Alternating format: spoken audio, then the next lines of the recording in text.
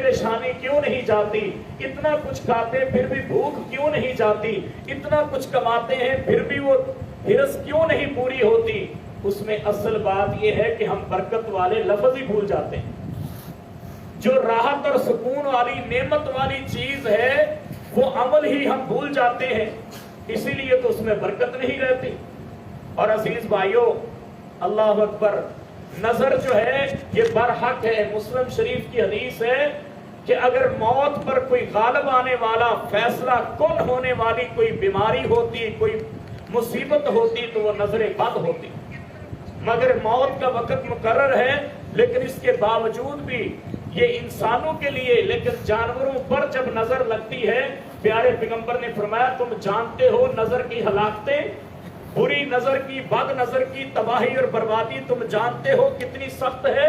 آپ نے فرمایا اگر اونٹ کو لگ جائے تو اونٹ ذبح ہو کر ہنڈیا میں آ جاتا ہے. یہ بد نظر کا اتنا نتیجہ برا ہے. میرے بھائیوں، سچی بات ہے کہ ہم کیا کرتے ہیں آج کل، یہ موبائل کی بیماری عام ہے. اگر بچہ گھر میں نہایا دھویا خوبصورت ہے، اس کی تصویر بنائی اور نیٹ پہ چڑھا دی. چل بھئی تو چل، ساری دنیا دیکھے تجھے. اب مجھے بتاؤ ایمانداری سے کتنی نظروں نے اس کو دیکھا ہوگا اور کس کس نظر سے دیکھا ہوگا؟ ان دیکھنے والوں میں میں نہیں سمجھتا کہ شاید کوئی اللہ ماشاءاللہ ایسا شخص ہوگا جس نے آپ کے بچے کی خوبصورت تصویر دیکھ کر ماشاءاللہ کہا ہوگا.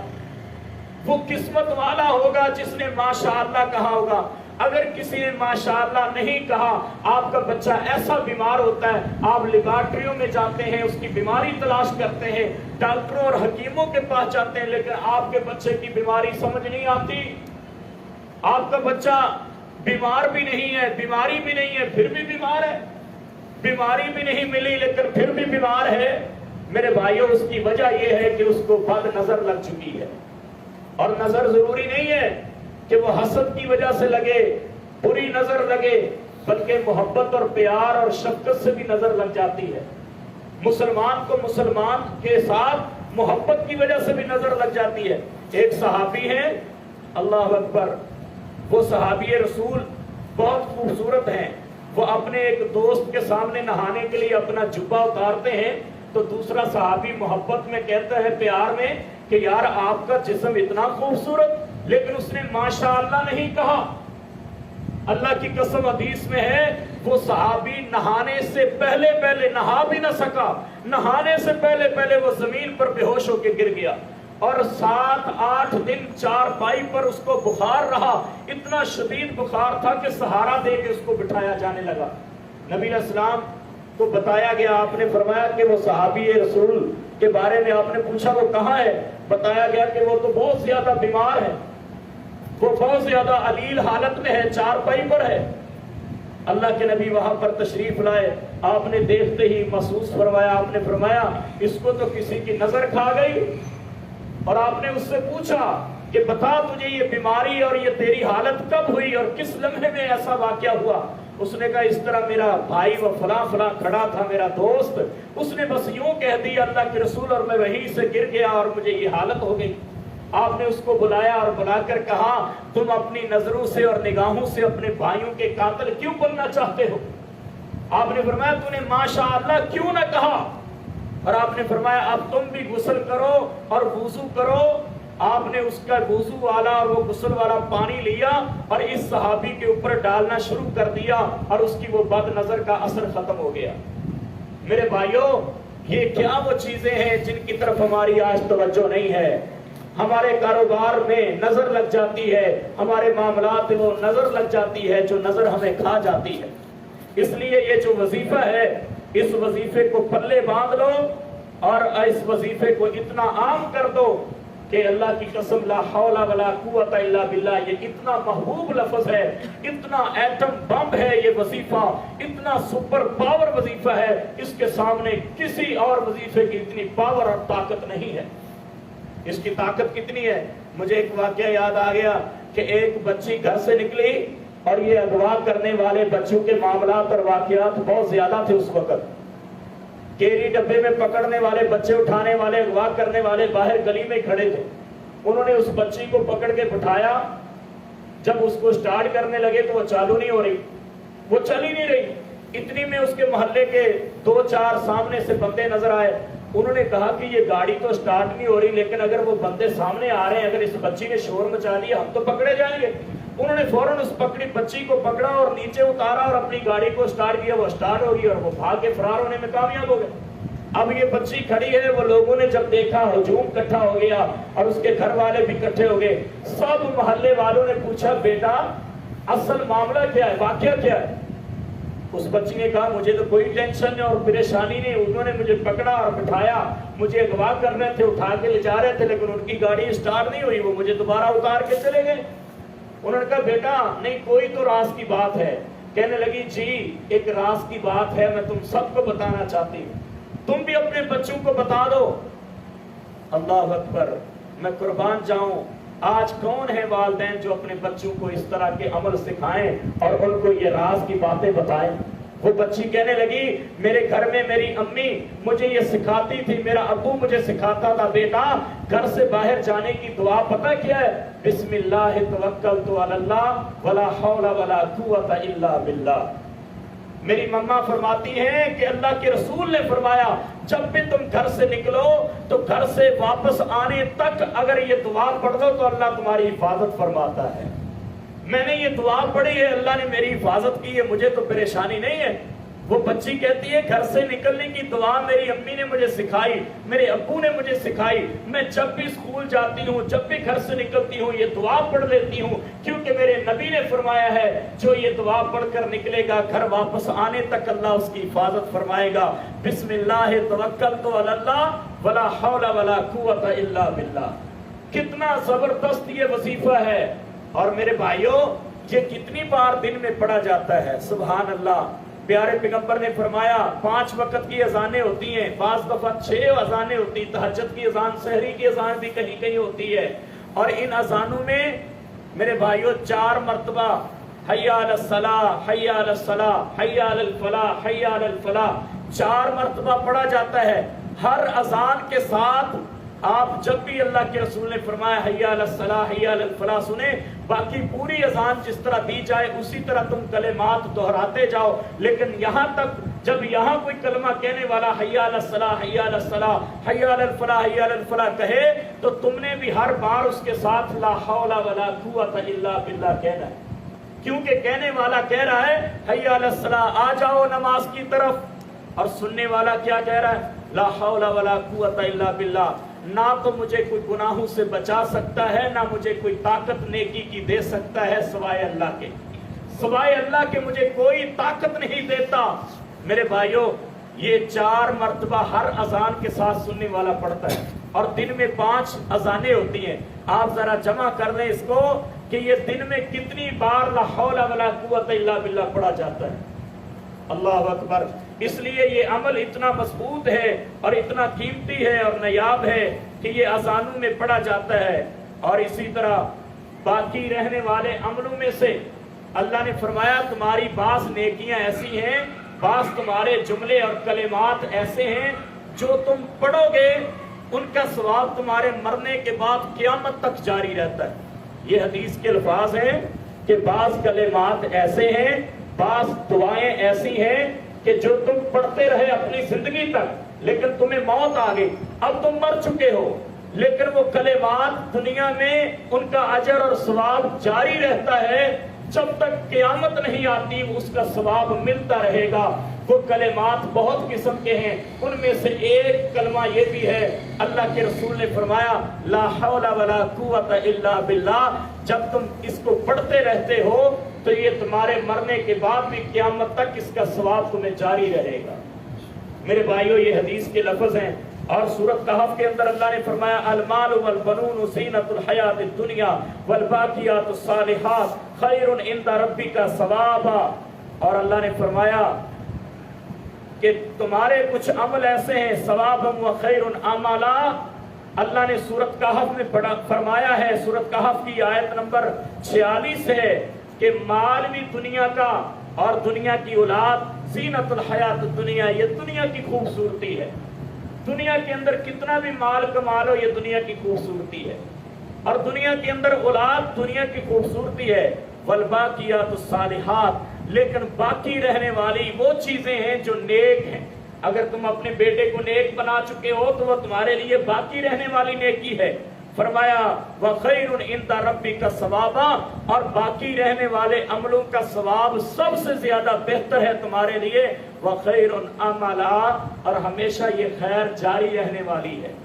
میرے بھائیو، اسی طرح سورۃ مریم کے اندر اللہ نے فرمایا، آیت نمبر 76 ہے، وَالْبَاقِيَاتُ الصَّالِحَاتُ خَيْرٌ عِندَ رَبِّكَ ثَوَابًا وَخَيْرٌ مَرَدًّا. اللہ نے فرمایا کہ کچھ باقی رہنے والے نیک عمل ہیں جو تمہارے رب کے ہاں ثواب کے لحاظ سے بہت زیادہ خیر ہیں، اور تمہارے لیے ہمیشہ وہ زندہ رہنے والے ثواب اور خیر کے کام ہیں، ہمیشہ باقی رہنے والے. اور میرے بھائیو، حضرت ابو سعید خدری رضی اللہ تعالیٰ عنہ بیان فرماتے ہیں، نبی علیہ السلام نے فرمایا، مسند احمد کی حدیث ہے کہ باقی رہنے والے نیک عملوں میں سے ایک لا حول ولا قوت الا باللہ بھی عمل ہے جو تم پڑھتے رہو گے، اس کا ثواب تمہارے مرنے کے بعد بھی قیامت تک جاری رہے گا. اور عبداللہ بن عمر رضی اللہ تعالیٰ عنہ بیان فرماتے ہیں، یہ توحید کا ترانہ ہے، یہ توحید کا ترانہ ہے. میرے بھائیوں، جو اس کو پڑھتا ہے، جو اس کا ہوتا دیوانہ ہے، یہ توحید کا ترانہ ہے. یہ ایسا ورد ہے جو بخشش کا خزانہ ہے اور جنت کا خزانہ ہے. یہ احادیث کے لفظ ہیں، جنت کا خزانہ ہے، بخشش کا خزانہ ہے. عبداللہ بن عمر بن عاص بیان کرتے ہیں، رسول اللہ صلی اللہ علیہ وسلم نے فرمایا، ترمذی شریف کی حدیث ہے، ما علی الارض احد یقول لا الہ الا اللہ واللہ اکبر ولا حول ولا قوت الا باللہ الا کفرت عنہ خطایاہ ولو کانت مثل زبد البحر. ترمذی شریف کی حدیث ہے، رسول اللہ صلی اللہ علیہ وسلم نے فرمایا، جو شخص یوں کہتا ہے لا الہ الا اللہ واللہ اکبر ولا حول ولا قوت الا باللہ، اللہ کے رسول نے فرمایا الا کفرت عنہ خطایاہ، اس کے پڑھنے کی برکت سے یہ وظیفہ یاد کر لو، لا الہ الا اللہ واللہ اکبر ولا حول ولا قوت الا باللہ. رسول اللہ صلی اللہ علیہ وسلم نے فرمایا، جو یوں پڑھتا ہے، یہ وظیفہ پڑھتا ہے، الا کفرت عنہ خطایاہ ولو کانت مثل زبد البحر، اس کے سارے گناہ معاف کر دیے جاتے ہیں، اگرچہ اس کے گناہ سمندر کی جھاگ کے برابر کیوں نہ ہو. اللہ اکبر. اگرچہ سمندر کی جھاگ، کبھی کراچی میں جانا ہو تو سمندر کے صرف ایک کراچی کے کونے اور کنارے پر بیٹھ کر دیکھو، جو اس کی وہ لہریں آ رہی ہیں، جو اس کی موجیں آ رہی ہیں، اس کو کبھی بیٹھ کر دیکھو وہ کتنی جھاگ بنا رہی ہیں. یہ تو صرف ایک کونا ہے، ساری دنیا کے اوپر جتنا سمندر پھیلا ہوا ہے، سمندر کی جھاگ کو جمع کیا جائے تو میرے بھائیو یہ ممکن ہی نہیں ہے. اللہ کے نبی نے گارنٹی دے دی ہے، سمندر کی جھاگ سے بھی زیادہ اگر گناہ ہو تو یہ کلمہ پڑھنے کی وجہ سے اللہ معاف فرما دیتا ہے. میرے بھائیو، یہ صحیح ترین حدیث ہے. اور اسی طرح مسند احمد کے اندر موجود ہے، ابو ذر غفاری بیان کرتے ہیں کہ مجھے رسول اللہ صلی اللہ علیہ وسلم نے فرمایا کہ میں تمہیں چند ایسے عمل نہ بتاؤں جن کا ثواب ہمیشہ جاری رہنے والا ہے، اور عرش کے خزانوں میں سے میں تمہیں خزانہ نہ بتا دوں. حضرت ابو ذر فرماتے ہیں، اللہ کے رسول مجھے ضرور بتائیے. اللہ کے نبی نے 7 عمل بتائے، 7 عمل بتائے. فرمایا ان کا عملوں کا ثواب بھی جاری رہنے والا ہے، اور یہ عرش کے خزانوں میں سے ایک خزانہ بھی ہے. ان میں سے ایک دعا یہ بھی بتائی، اللہ کے نبی نے فرمایا تم کثرت سے پڑھا کرو لا حول ولا قوت الا باللہ، لا حول ولا قوت الا باللہ، یہ تم کثرت سے پڑھا کرو. اور جنت کے 8 دروازے ہیں، ان دروازوں میں سے ایک دروازہ یہ بھی ہے، اللہ کے رسول نے فرمایا کہ جو لا حول ولا قوت الا باللہ پڑھتا ہے، یہ پڑھنے والے کے لیے قیامت کے دن جنت کا ایک اسپیشل دروازہ کھول دیا جاتا ہے. یہ حدیث کے لفظ ہیں کہ یہ جنت کے دروازوں میں سے ایک دروازہ ہے. اور اللہ کے نبی نے فرمایا کہ میں معراج کے موقع پر گیا، میری ملاقات حضرت ابراہیم علیہ السلام سے ہوئی.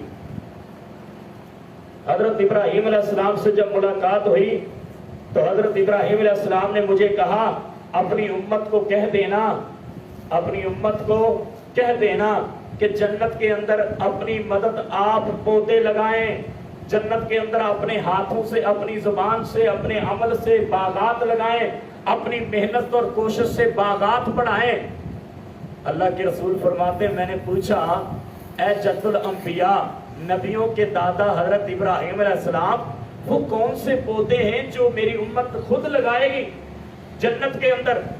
حضرت ابراہیم علیہ السلام فرماتے ہیں اپنی امت کو کہہ دینا، یہ صحیح ترین حدیث ہے، ابن حبان کے اندر موجود ہے، حضرت ابو ایوب انصاری بیان کرتے ہیں، اللہ کے رسول نے فرمایا کہ حضرت ابراہیم علیہ السلام نے فرمایا، اللہ کے رسول فرماتے ہیں اپنی امت کو کہہ دینا کہ کثرت کے ساتھ سبحان اللہ والحمدللہ ولا الہ الا اللہ واللہ اکبر، یہ اور ساتھ ساتھ فرمایا لا حول ولا قوت الا باللہ کثرت سے پڑھتے رہیں، جتنی تعداد میں پڑھیں گے جنت میں اتنی باغات ان کے نام پہ لگتے جائیں گے۔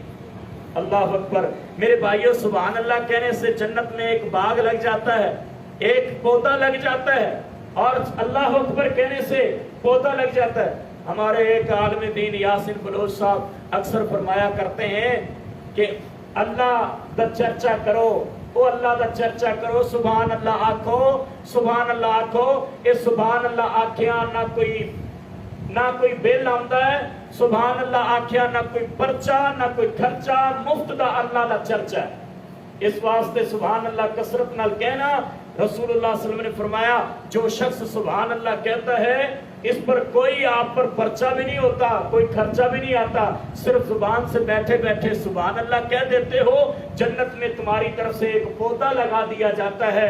اور اللہ کے نبی نے فرمایا وہ پودا کوئی معمولی سا نہیں ہوتا، بلکہ اس پودے کی، اس درخت کی اگر ایک ٹہنی کو کراس کرنے کے لیے 40 سال، حدیث میں آتا ہے گھوڑا تیز رفتار دوڑتا رہے تو اس لگے ہوئے پودے کی ایک ٹہنی کے سائے کو کراس نہیں کر سکے گا۔ اللہ اکبر، اتنا بڑا پودا لگ جاتا ہے۔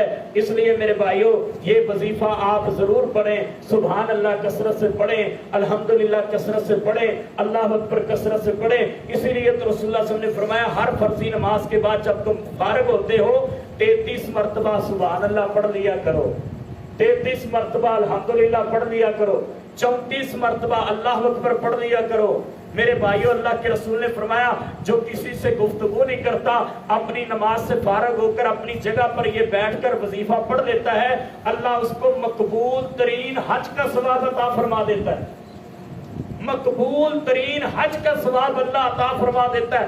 صحیح ترین حدیث ہے، اللہ کے نبی نے فرمایا سلام پھیرو فرضی نماز سے فارغ ہو کر اپنی جگہ پر بیٹھے بیٹھے 33 مرتبہ سبحان اللہ پڑھ لیا کرو، 33 مرتبہ الحمدللہ پڑھ لیا کرو، 34 مرتبہ اللہ اکبر پڑھ لیا کرو۔ تم یہ پڑھ کے جب اٹھو گے اپنی جگہ سے تو اللہ تمہیں مقبول ترین حج کا ثواب عطا فرما دے گا۔ میرے بھائیو، کتنا بڑا یہ وظیفہ ہے۔ ایک اور بتا دوں اس کے بارے میں حدیث،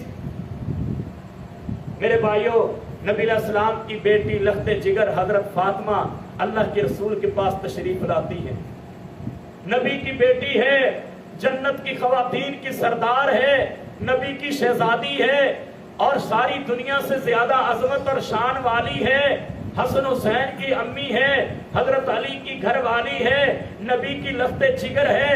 نبی اپنی اس بیٹی سے اتنا پیار فرماتے ہیں، جب حضرت فاطمہ کے آنے کا پتہ چلتا اللہ کے نبی چند قدم آگے جا کر اپنی بیٹی کا استقبال فرماتے، اپنی بیٹی کے لیے اپنا وہ بستر نبوت والا بچھا دیتے، اپنی بیٹی کی پیشانی پر بوسہ دے دیتے اور اکثر یوں فرمایا کرتے میری بیٹی فاطمہ تو میرے دل کا، میرے جگر کا ٹکڑا ہے۔ یہ بیٹی آتی ہے ایک دن آ کر اللہ کے نبی کو کہتی ہے اللہ کے نبی میں گھر میں چکی چلا چلا کے میرے ہاتھوں پہ چھالے پڑ گئے ہیں، چکی چلا چلا کے میں تھک جاتی ہوں، دور دراز سے پانی کے مشکیزیں اٹھا اٹھا کے میرے کندھوں پہ نشان پڑ گئے ہیں، گھر کا پانی لا لا کے میں تھک جاتی ہوں، شام کو جب رات کو سونے لگتی ہوں میرے وجود میں درد کے علاوہ اور کچھ نہیں ہوتا، میرا وجود تھکاوٹ سے چور چور ہوتا ہے، میرے لیے کوئی خادم دے دو، میری خدمت کے لیے، گھر کے کام کاج کے لیے، ہاتھ بٹانے کے لیے کوئی مجھے بھی خادم مل جائے۔ اللہ اکبر۔ محبوب پیغمبر نے اپنی بیٹی کے سوال پر خادم نہیں دیا، ساری دنیا کو خادم تقسیم کیے، ساری دنیا کو مال تقسیم کیا، لیکن جب بیٹی کی باری آئی تو ایک وظیفہ بتا دیا، فرمایا میری بیٹی میں تمہیں ایک وظیفہ نہ بتاؤں جس کے پڑھنے سے تم آخرت کے خزانے بھی بنا لو گی، جمع کر لو گی، اور تمہاری تھکاوٹیں بھی اللہ دور فرما دے گا۔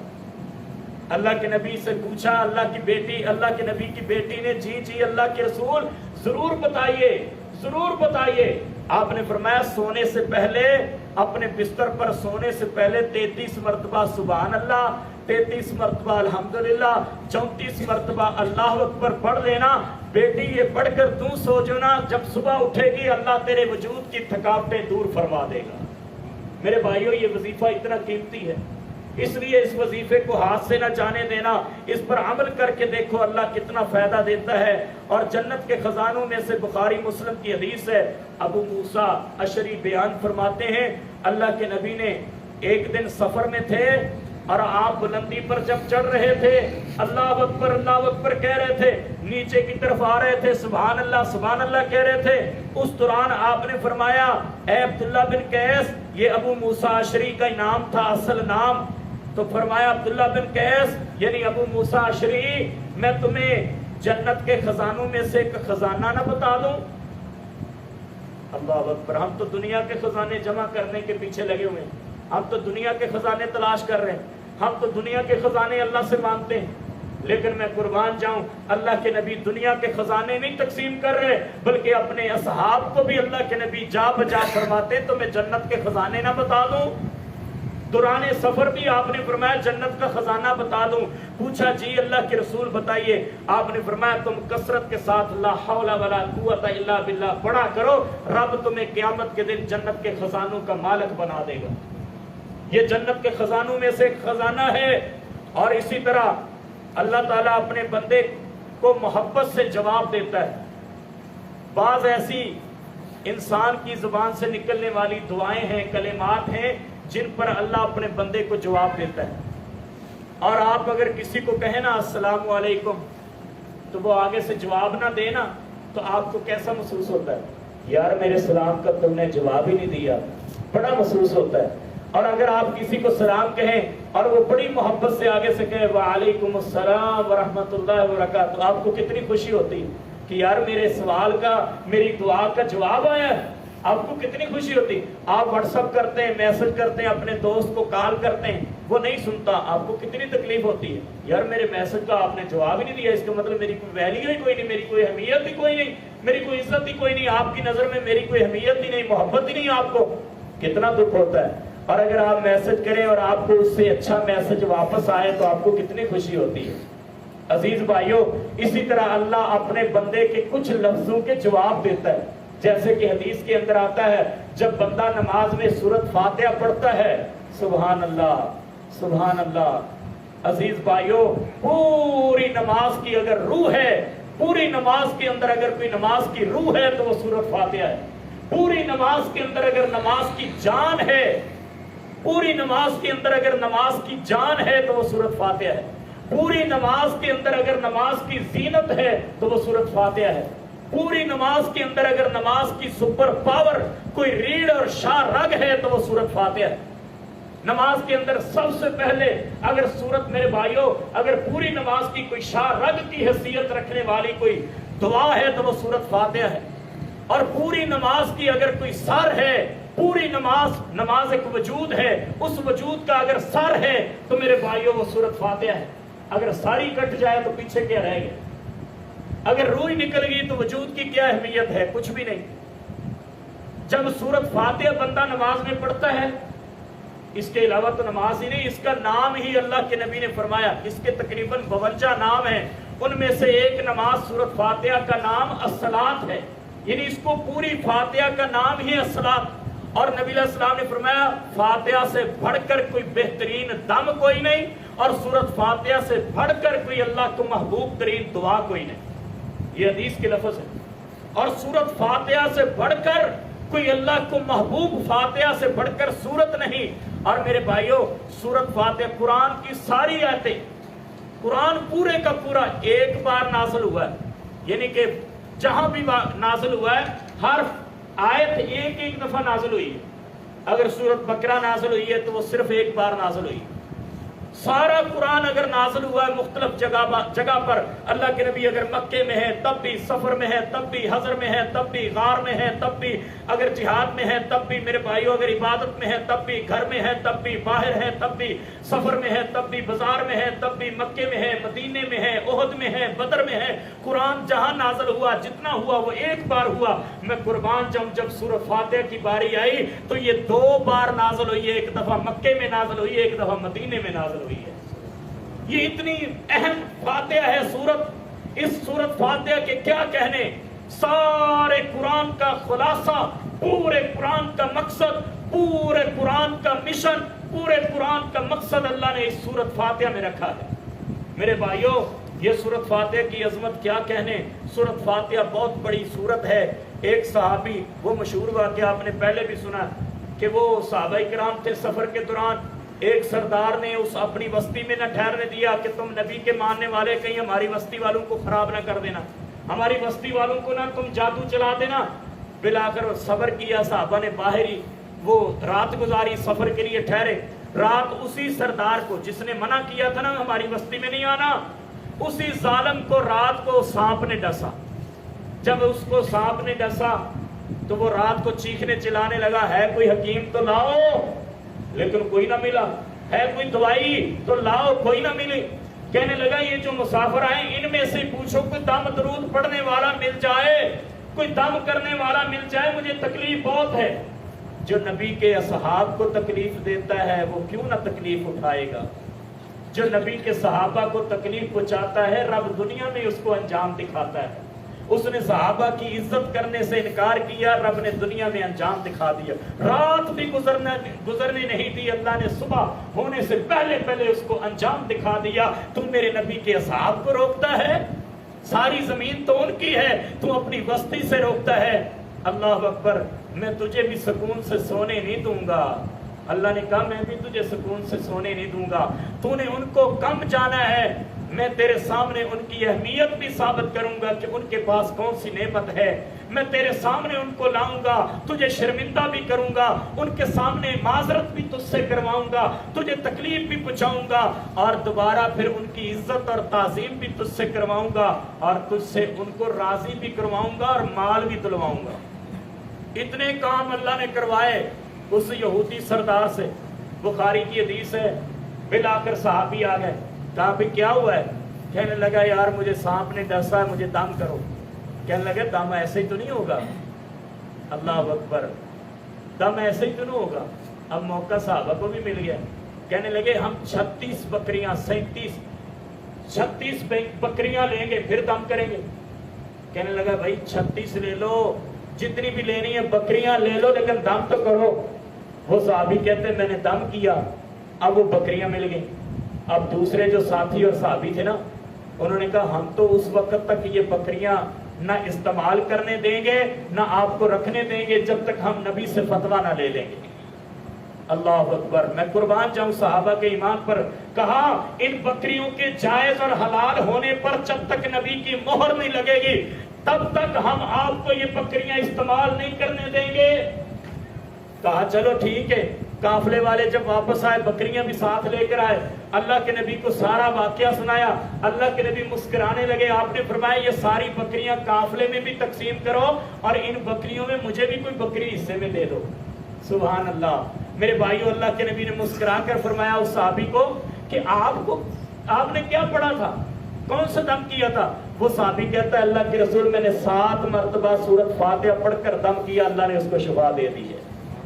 میرے بھائیوں، اپنے بچوں کو خود دم کیا کریں 7 دفعہ سورۃ فاتحہ پڑھ کے، اول آخر درود پڑھا کریں، سورۃ فاتحہ پڑھا کریں، دیکھو کیسے کمال نظر آتی ہے، کیسے برکت نظر آتی ہے، کیسے شفا نظر آتی ہے۔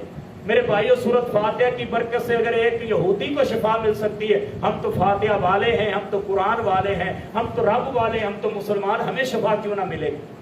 ہم اس شفا کے نظریے سے پڑھے تو صحیح۔ وہ حجاج بن یوسف کا واقعہ یاد آ گیا کہ وہ بیت اللہ میں طواف کر رہے تھے، ایک نبینا بندہ اونچی رو رہا تھا کعبے کا غلاف پکڑ کے۔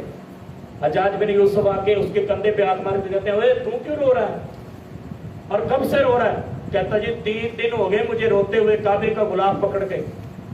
کہا ایسے ہی رو رہے ہو؟ کہتا میں ایسے ہی رو رہا ہوں۔ کہا کیوں رو رہے ہو؟ کہا میں اللہ سے آنکھیں مانگ رہا ہوں، مجھے نظر نہیں آتا، میں نبینا ہوں، میں رب سے نظر مانگ رہا ہوں۔ حجاج بن یوسف نے کہا اچھا 3 دن ہو گئے ہیں کعبے کا غلاف پکڑ کے تو ایسے ہی رو رہا ہے، رب سے بینائی مانگ رہا ہے، ابھی تک تجھے نظر ہی نہیں ملی؟ کہا کہ میرے چاند چکر رہ گئے، طواف پورا کر لوں، اگر تجھے بینائی نہ ملی تو میں تیرا سر قلم کر دوں گا۔ اللہ اکبر۔ اس نبینے نے سوچا کہ آنکھیں مانگتے مانگتے اب تو جان بھی جا رہی، اب تو جان کا بھی خطرہ پڑ گیا۔ اللہ اکبر۔ میرے بھائیوں، اس نے دل سے اللہ سے مانگنا شروع کر دیا، اور پہلے وہ رو رہا تھا ظاہری طور پہ آنکھوں کے ساتھ، اب دل سے رو رہا ہے، دل کی آنکھوں سے، اور دل ہی دل میں کہہ رہا ہے اللہ تو اب آنکھیں دے دے، اب تو جان بھی جا رہی ہے۔ میرے بھائیوں، وہ چکر پورے کر کے حجاج بن یوسف واپس آیا تو اس کو بینائی مل گئی، نظر مل گئی۔ ساتھیوں نے پوچھا یہ کیا ہے؟ اس کو پوچھا کہ یہ آپ نے اس کے ساتھ کیا کیا ہے، اس کا کیا مطلب ہے؟ وہ فرمانے لگے جس طرح رب سے دل سے مانگنے کا حق ہے اس طرح یہ مانگ نہیں رہا تھا، جب اس نے مانگا ہے تو اس رب نے اس کو خالی نہیں کی موڑا، اس کو خالی نہیں لٹایا، اس کو بینائی مل گئی۔ میرے بھائیو، حقیقت بات ہے کہ ہم جب بھی اللہ سے مانگتے ہیں نا، رسمی رواجی پہ ہاتھ اٹھائے، امام صاحب کے ساتھ دعا کر رہے ہیں اور مسجد کی لائٹیں گن رہے ہیں، مسجد کے پنکھے گنتی ہو رہے ہیں، یہ دعا ہو رہی ہے، انا للہ و انا، یہ دعا نہیں ہے۔ دعا تو عبادت ہے، یہ ہم عادت ہے، جو عادت ہوتی ہے وہ عبادت کیسے ہوگی؟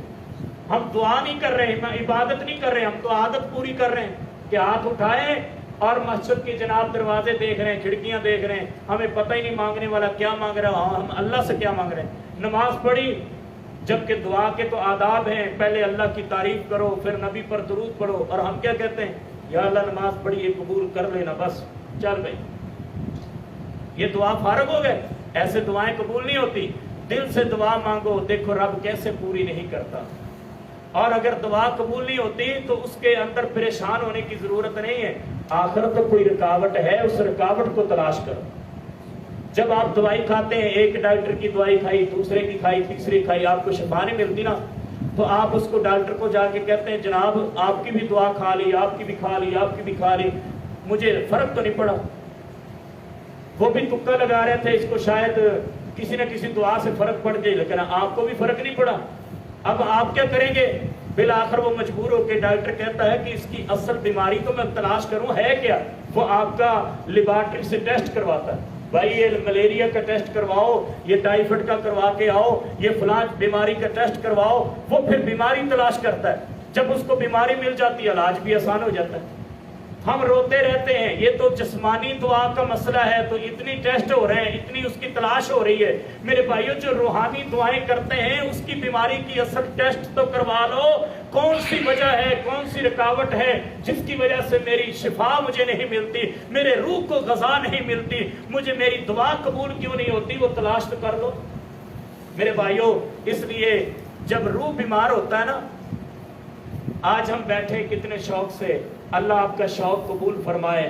یقین جانو، میں بھی دوران سفر تھا، میں بھی جب داتو سے آ رہا تھا تو یقین جانو سفر میں بھی میں دعا بھی کر رہا تھا، مجھے خوشی بھی ہو رہی تھی کہ اللہ میں اپنے بھائیوں کی محبت میں جا رہا ہوں، اللہ تو قبول کرنا، تیری رضا کے لیے جا رہا ہوں، تیرے دین کی خاطر جا رہا ہوں۔ اللہ جو جو بھی میری اس مجلس میں بیٹھے ہیں، اللہ تو ان کو معاف فرما دینا، اللہ ان کی امیدوں کو پورا فرما دینا، اللہ ان کے ارادوں کو پورا فرما دینا۔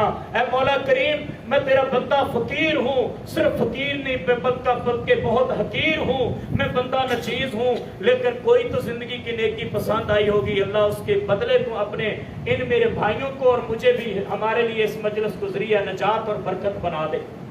عزیز بھائیوں، اصل اور حقیقی بات یہ ہے کہ جب آپ کو یہ مجلس سکون پہنچائے تو خوش ہو جاؤ، خوش ہو جاؤ کہ تمہیں سکون مل رہا ہے تمہارے ایمان کی برکت کی وجہ سے۔ کیونکہ جب تمہیں مزہ نہ آئے نا، مولوی بیچارہ مجبور کر کے بٹھا کے بیٹھا ہوا ہے، زبردستی مولوی صاحب اب جان چھوڑ دو، ہم نے گھر بھی جانا ہے، سکون بھی کرنا ہے، موبائل کو بھی ٹائم دینا ہے، بچوں کو بھی دینا ہے، ابھی گھر جا کے گھر والی سے بھی لڑنا ہے، ٹھنڈا پانی بھی منگوانا ہے، پینا ہے، سب کچھ کرنا ہے۔ میرے بھائیوں، کیا مجھے بتاؤ کہ آپ مجھ سے دور سے آئے ہیں، آپ مجھ سے زیادہ زور لگا رہے ہیں، آپ تو بیٹھے ہیں، پیاس تو مجھے لگنی چاہیے، تھکاوٹ تو مجھے ہونی چاہیے، ان ساری چیزوں کی ضرورت تو مجھے ہے، میں اپنے بچے اکیلے چھوڑ کر آیا ہوں اللہ کی خاطر۔ کیا آپ اپنا یہاں سے گھر چھوڑ کے اکیلے نہیں بیٹھ سکتے میرے ساتھ؟ چند لمحوں کے لیے بیٹھ جاؤ، میں صرف اور صرف آپ کو دعائیں دے سکتا ہوں، اس کا بدلہ اور اجر تو میرا اللہ ہی دے گا انشاءاللہ آپ کو۔ لیکن اصل بات کیا ہے کہ میری کوشش یہ ہے کہ میں آپ کے سامنے 2-4 باتیں رکھ دوں اور اپنی بات کو ختم کر دوں، بس اپنی اینڈ کی طرف جا رہا ہوں، اپنی تقریر کو ختم کرنے کی طرف جا رہا ہوں۔ جب تمہیں سکون ملے نا، قرآن پڑھنے سے سکون کس کو ملتا ہے؟ سبحان اللہ، سکون کس کو ملتا ہے؟ اللہ تعالیٰ قرآن میں فرماتے ہیں اذا تتلی علیہم آیاتنا زادتہم ایمانا، میرے مومنوں کی نشانی ہے کہ جب ان پر قرآن کی آیتیں پڑھی جاتی، سنائی جاتی تو ان کا ایمان بڑھ جاتا ہے، ان کے ایمان میں برکت آ جاتی ہے، طاقت آ جاتی ہے۔ ایمان کی طاقت کیا ہے؟ جب آپ کے ایمان میں طاقت آ جاتی ہے، اللہ کی قسم تم خود ایک طاقت بن جاتے ہو۔ آپ کہیں گے اس کی کیا دلیل ہے؟ اللہ کے نبی نے فرمایا جب تم برائی کو دیکھو، اگر تمہارے اندر ایمانی قوت اور طاقت ہے، ہاتھ کی طاقت ہے تو ہاتھ سے روکو۔ یہ سب سے سپر پاور طاقت والے ایمان اور مومن کی نشانی ہے، وہ برائی کو ہاتھ سے روکنے کی طاقت جب رکھتا ہے، وہ گونگا شیطان نہیں بنتا بلکہ ہاتھ سے روکتا ہے۔ وہ ایک مفلوج نہیں ہوتا بلکہ وہ قوت والا بازو ہوتا ہے، وہ ایمان کی طاقت والا بازو ہوتا ہے جو برائی کو ہاتھ سے روکتا ہے۔ کئی کہتے ہیں یار مولوی صاحب ہم ہاتھ کیسے چلائیں، کسی پر کیا ہاتھ چلائیں؟ میں نے کہا ہاتھ چلانے کا مقصد یہ نہیں ہے کہ آپ اپنا ہاتھ باہر ہی چلائیں، بلکہ ہاتھ آپ اپنا گھر میں بھی چلائیں۔ گھر میں آپ کے تحت بچے بھی ہیں، آپ کے چھوٹے بھائی بھی ہیں، آپ کی بیوی ہے، وہاں پر ہاتھ کیوں نہیں چلتا؟ باہر ہاتھ چلانے کا بڑا سوچتے ہیں، ہاتھ جہاں چلانا ہے وہاں تو چلا لو۔ ان کو برائی سے نماز نہیں پڑھتی گھر والی، سارے آپ کے مقصد پورے ہوتے ہیں لیکن نماز والا مقصد کیوں نہیں پورا کرتے؟ میرے بھائیوں وہاں پہ ہاتھ کی قوت چل سکتی ہے۔ چھوٹا بچہ آپ کا ساری رات موبائل دیکھتا ہے، وہاں پر آپ کی ہاتھ کی طاقت چل سکتی ہے۔ بچہ نماز نہیں پڑھتا، ہاتھ کی طاقت چل سکتی ہے۔ میرے بھائیوں قرآن نہیں پڑھتا، ہاتھ کی طاقت چل سکتی ہے۔ مقصد یہ ہے جہاں پر آپ ہاتھ کی طاقت رکھتے ہیں وہاں تو ہاتھ چلا لو۔ اللہ اکبر۔ میرے بھائیوں نبی علیہ السلام نے فرمایا اگر ہاتھ نہیں چلا سکتے تو کم از کم زبان سے تو روکو، زبان سے تو روک سکتے ہیں، اور اگر زبان سے نہیں روکیں گے تو پھر بہت خطرناک انجام ہوگا۔ اور فرمایا اگر زبان سے نہیں روک سکتے تو پھر کم از کم برائی کو دل میں تو برا جانو، اور فرمایا وَذَلِكَ أَضْعَفُ الْإِيمَانِ، دل میں برائی کو برا جاننا یہ ایمان کی کمزور ترین نشانی اور آخری درجہ ہے۔ مسلم شریف کی حدیث ہے، صحابی نے پوچھا اگر یہ بھی احساس ختم ہو جائے، یہ بھی معیار ختم ہو جائے، دل کی لیبارٹری، ایمان کی لیبارٹری اتنا بھی ٹیسٹ صحیح نہ کر سکے کہ یہ برائی ہے، اتنا بھی محسوس اور احساس نہ دلا سکے تو پھر کیا رہے گا؟ اللہ کے نبی نے فرمایا جس کے دل سے اتنا بھی احساس ختم ہو جائے، فرمایا اس کے دل میں ایمان باقی نہیں رہتا بلکہ ایمان ختم ہو جاتا ہے۔ میرے بھائیو آج ہم ایمان کے کس حصے پر کھڑے، ایمان کے کس درجے پر کھڑے؟ ہمارے پاس تو شاید یہ کمزور ایمان بھی نہیں ہے۔ آپ کہیں گے وہ کیسے؟ ہم کیا کہتے ہیں کہ قاری صاحب، مولوی صاحب ہم نہیں پیتے، لیکن وہ بس بیٹھک میں آ جاتے ہیں، میرے دوست یار وہ بیٹھ جاتے ہیں، وہ ذرا ساتھ لے بھی آتے ہیں، میں کہتا ہوں چلو تم پی لو، میں نہیں پیوں گا۔ نہیں بھائی میں نہیں پیوں گا، تم پی لو۔ اچھا وہ پیتے ہیں تم نہیں پیتے۔ اس بیماری کا نبی علیہ السلام نے فرق بتایا ہے کہ اگر تم نہیں پیتے تو پھر تم ان کو بٹھاتے کیوں ہو؟ آخر ایک وقت ایسا آئے گا کہ وہ تمہارے کچھ چیزوں پر حملہ آور ہو سکتے ہیں۔ اس کا نتیجہ کیا نکلے گا؟ یا تو آپ کی عزت پر حملہ ہوگا، اگر عزت بچ جائے گی تو پھر میرے بھائیوں آپ کی جان پر حملہ ہو سکتا ہے، اگر آپ کی جان بچ جائے گی تو یاد رکھنا آپ کے ایمان پر حملہ ہو سکتا ہے، آپ کا ایمان نکل سکتا ہے۔ اور اس صحبت کو اللہ کے نبی نے کیا کہا؟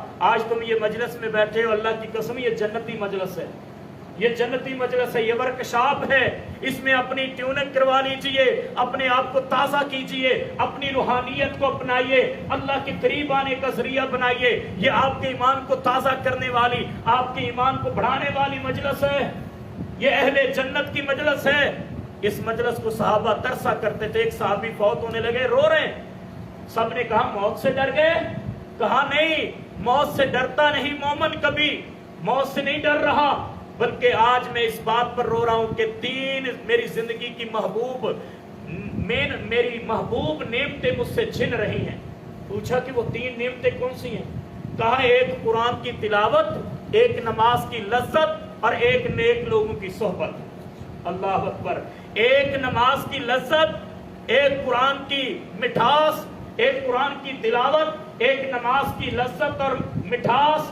تہجد کی نماز اور فرضی نماز مجھ سے چھوٹ رہی ہے اور نیک لوگوں کی محبت مجھ سے چھوٹ رہی ہے. میں صرف ان کی جدائی میں رو رہا ہوں اور مجھے کوئی غم نہیں ہے. اللہ اکبر.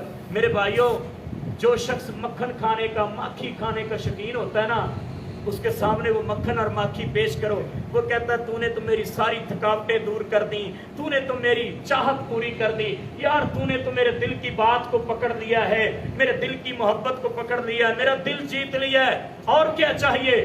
بس آپ نے یہ کچھ دے دیا ہے. وہ بڑے شوق سے کھاتا ہے. بالآخر یہی بچہ جو شوق سے کھاتا ہے، یہی بھائی جو شوق سے کھاتا ہے، یہی بابا جی جو شوق سے کھاتے ہیں، اگر یہ ایمانداری سے بتاؤ بیمار ہو جائے نا، آپ اس کے سامنے دودھ پیش کرو، مکھن پیش کرو، اس کے سامنے ملائی پیش کرو، شہد پیش کرو، یہ کہتا نہیں یار سب چھوڑو، سب چھوڑو. کیوں بھائی؟ کھا لو، آپ کی پسندیدہ ہے. کہتا نہیں، دل نہیں مان رہا، دل نہیں مان رہا. کیوں وہ انکار کرتا ہے؟ آج وہی اس کی محبوب چیزیں، لذت دینے والی، اس کو پسندیدہ چیزیں ناپسند کیوں ہیں؟ اس لیے کہ وہ جسمانی طور پہ مریض ہو چکا ہے، بیمار ہو چکا ہے. آپ اس کی پسندیدہ چیز بھی پیش کریں تو اس کو اچھی نہیں لگتی. اللہ کی قسم، جب مسلمان مومن کا روح بیمار ہو جاتا ہے، اس کا بیمار ایمان بیمار ہو جاتا ہے، اس کا روح بیمار ہو جاتا ہے، پھر قرآن کی اچھی اچھی خوبصورت اس کی آیتیں بھی پڑھ پڑھ کے سناؤ، اس کو لذت والی حدیثیں بھی سناؤ، اس کو مزہ نہیں آتا، کیونکہ یہ روحانی طور پہ بیمار ہو چکا ہے. یہ کہتا مولوی صاحب جان چھوڑو، ہمیں اچھا نہیں لگ رہا، ہمیں لذت نہیں آ رہی، مزہ نہیں آ رہا. میرے بھائیوں، مزہ تو خدا ہی دیتا ہے. ایمان کی لذت بھی آتی ہے اس کو جس کے اندر ایمان ہوتا ہے. قرآن کی لذت بھی اس کو ملتی ہے جس کو لذت محسوس ہوتی ہے. میرے بھائیوں، ورنہ قرآن کی مثال تو ایسے ہے جیسے آسمان سے شبنم گرتی ہے. یہ شبنم جس کو مات کہتے ہیں، جس کو تریل کہتے ہیں، شبنم گرتی جو سردیوں میں گرتی ہے. یہ شبنم جو آسمان سے گرتی ہے، یہ اندر بند کلیوں پہ پڑتی ہے تو وہ کلیوں میں نکھار آ جاتا ہے، بہار آ جاتی ہے. اور یہی شبنم کا قطرہ اگر دریا میں تیرنے والی وہ سپی کے منہ میں آ جائے، وہ سپی بند ہو کر اندر چلی جاتی ہے اور اس میں ہیرا اور جواہر بن جاتا ہے. اور یہی شبنم اگر سانپ کے کھلے منہ میں آ جائے تو وہ زہر بن جاتا ہے تو شبنم، ہے تو قرآن، لیکن کسی کے لیے یہ میرے بھائیوں بہار بن جاتا ہے، کسی کے لیے یہ ہیرا اور جواہر بن جاتا ہے، اور کسی کے لیے یہ زہر جیسا اثر محسوس کرواتا ہے. مکے کے کافروں کو قرآن اچھا کیوں نہیں لگتا؟ ان پر اثر کیوں نہیں کرتا؟ کیونکہ وہ سانپ تھے، نبی کو ڈسنے والے تھے، صحابہ سے نفرت کرنے والے تھے، اور وہ دشمن اسلام تھے، وہ سانپ تھے، اس لیے ان کے لیے زہر تھا. اور مومنوں کو قرآن پڑھنے کے بغیر مزہ ہی نہیں آتا تھا، کیونکہ وہ پھول تھے، وہ سپیاں تھیں، ان کے اندر قرآن گیا تو ہیرے بن گئے. یہ دنیا کے اندر جو ہم نیکیاں کر رہے ہیں نا، اس کی مثال یوں ہے کہ ہمیں یہاں سے کہا جائے نا کہ یہاں سے لے کر وہ نہر تک ایک سرنگ ہے، آپ نے اس سرنگ سے گزرنا ہے. اس سرنگ کے اندر کوئی روشنی نہیں ہے. اس سرنگ سے ہم سارے بھاگ کر جب گزریں گے نا، اس سرنگ کے اندر کچھ چیزیں ہیں جو پاؤں میں چبھ رہی ہیں. ہم میں سے کچھ پاؤں مارتا مارتا گزر جائے گا، کچھ کہے گا یار پکڑ دوں، پتہ نہیں کیا چیز ہے. کچھ نے اٹھائی وہ کچھ کینکریاں اور جیب میں ڈالی، اور کچھ نے تو وہ جھولی میں ڈالی. اس نے کہا پاؤں میں کچھ چیز لگ رہی، ہو سکتا ہے کوئی قیمتی ہو. وہ تکلیفیں برداشت کرتے گئے، جمع کرتے. اب جب باہر نکلے نا، اب ان کو واپس آنے کا دوبارہ موقع نہیں ملے گا. اب جب وہ باہر نکلے، جنہوں نے تو پاؤں مار کر ٹھوکر مار کر پیچھے کر دیا، اس کو حاصل ہی نہیں کیا، وہ اب پیٹ رہے ہیں، رو رہے ہیں، پچھتا رہے ہیں. ارے بھائی وہ تو ہیرے تھے، وہ تو غار میں ہیرے بکھرے ہوئے تھے، میں نے کیوں نہیں جمع کیے؟ اب میں اس میں دوبارہ کبھی نہیں جا سکتا. مجھے موقع دیا جائے میں وہ سارے اکٹھے کر کے لے آؤں گا، لیکن اس کو موقع نہیں ملتا. جنہوں نے تھوڑے اٹھائے تھے وہ کچھ نہ کچھ خوش ہیں کہ چلو ہم نے کچھ نہ کچھ تو حاصل کیا. जिन्होंने ज्यादा उठाए थे वो ज्यादा खुशियां मना रहे हैं कि हम तो कीमती वो हीरे उठाकर लेकर आए हैं, हम तो अब कामयाब हो चुके हैं, वो ज्यादा खुश होते हैं। अल्लाह की कसम हम भी इसी तरह माँ के पेट से निकले हैं और कब्र से गुजर कर हशर में चले जाएंगे। ये सारी दुनिया की जिंदगी हमारे लिए वो गार है, वो सुरंग है, इसके अंदर नमाजों के वो हीरे पड़े हुए हैं, रोजों के हीरे पड़े हुए हैं, कुरान के हीरे पड़े हुए हैं, जिक्र अस्कार के हीरे पड़े हुए हैं। ये हासिल करने में मुश्किल जरूर है, खड़े होने में नमाज में पांव थक जाते हैं ये, लेकिन नमाज के हीरे जमा करने वाले जब कब्र से गुजर कर हशर में जाएंगे, अल्लाह की कसम जो ज्यादा हीरे जमा करके जाएंगे, जो ज्यादा हीरे नेकियों के इकट्ठे करके जाएंगे, वो इतने खुश होंगे इन हीरों और नेकियों के बदले में जब उनको जन्नत के महल दिए जाएंगे, उनकी खुशी का कोई आलम नहीं होगा। और जो नहीं उठाएंगे, नमाजें नहीं पढ़ेंगे, इन रातों को कीमती नयाब इबादत की रातों को जाया कर देंगे, वो अल्लाह की कसम पछताएंगे। काश वो रात हमें दोबारा मिल जाए, काश वो रात हमें दोबारा मिल जाए, काश वो मजलिस और महफिल हमें दोबारा मिल जाए, हम उन हीरों को इकट्ठा कर लें, हम उन हीरों को हासिल कर लें। लेकिन वो हीरों का मौका खत्म हो चुका है। मेरे भाइयों, मैं क्या क्या मिसाल दूं, ये सारी मिसालें इसलिए दे रहा हूं कि हमारे दिल के अंदर वो जज्बा पैदा हो जाए, हमारे अंदर वो रूहानियत पैदा हो जाए जो सहाबा इकराम के अंदर रूहानियत मौजूद थी। इसलिए मेरे भाइयों, मेरी बात जो असल है वो इस वजीफे की तरफ है, ला हौला वला कुव्वता इल्ला बिल्लाह। अल्लाह की कसम जो शख्स ये वजीफा पढ़ता है, अल्लाह के नबी ने जामिया तिरमिजी की हदीस है, जमानत दी है, जहन्नम से बचने की जमानत दी है, गारंटी दी है। अल्लाह के नबी ने एक लंबी हदीस है, उसके अंदर ये अल्फाज हैं। अल्लाह के नबी ने फरमाया जो ला इलाहा इल्लल्लाह वल्लाहु अकबर वला हौला वला कुव्वता इल्ला बिल्लाह, जो कसरत के साथ ये वजीफा पढ़ता है, अल्लाह की कसम नबी पाक ने फरमाया उस शख्स की जहन्नम से बचने की मैं जमानत देता हूं, मैं गारंटी देता हूं, वो शख्स कभी जहन्नम में नहीं जा सकता जो इस वजीफे को अपनी जिंदगी का बेहतरीन वजीफा बना लेता है।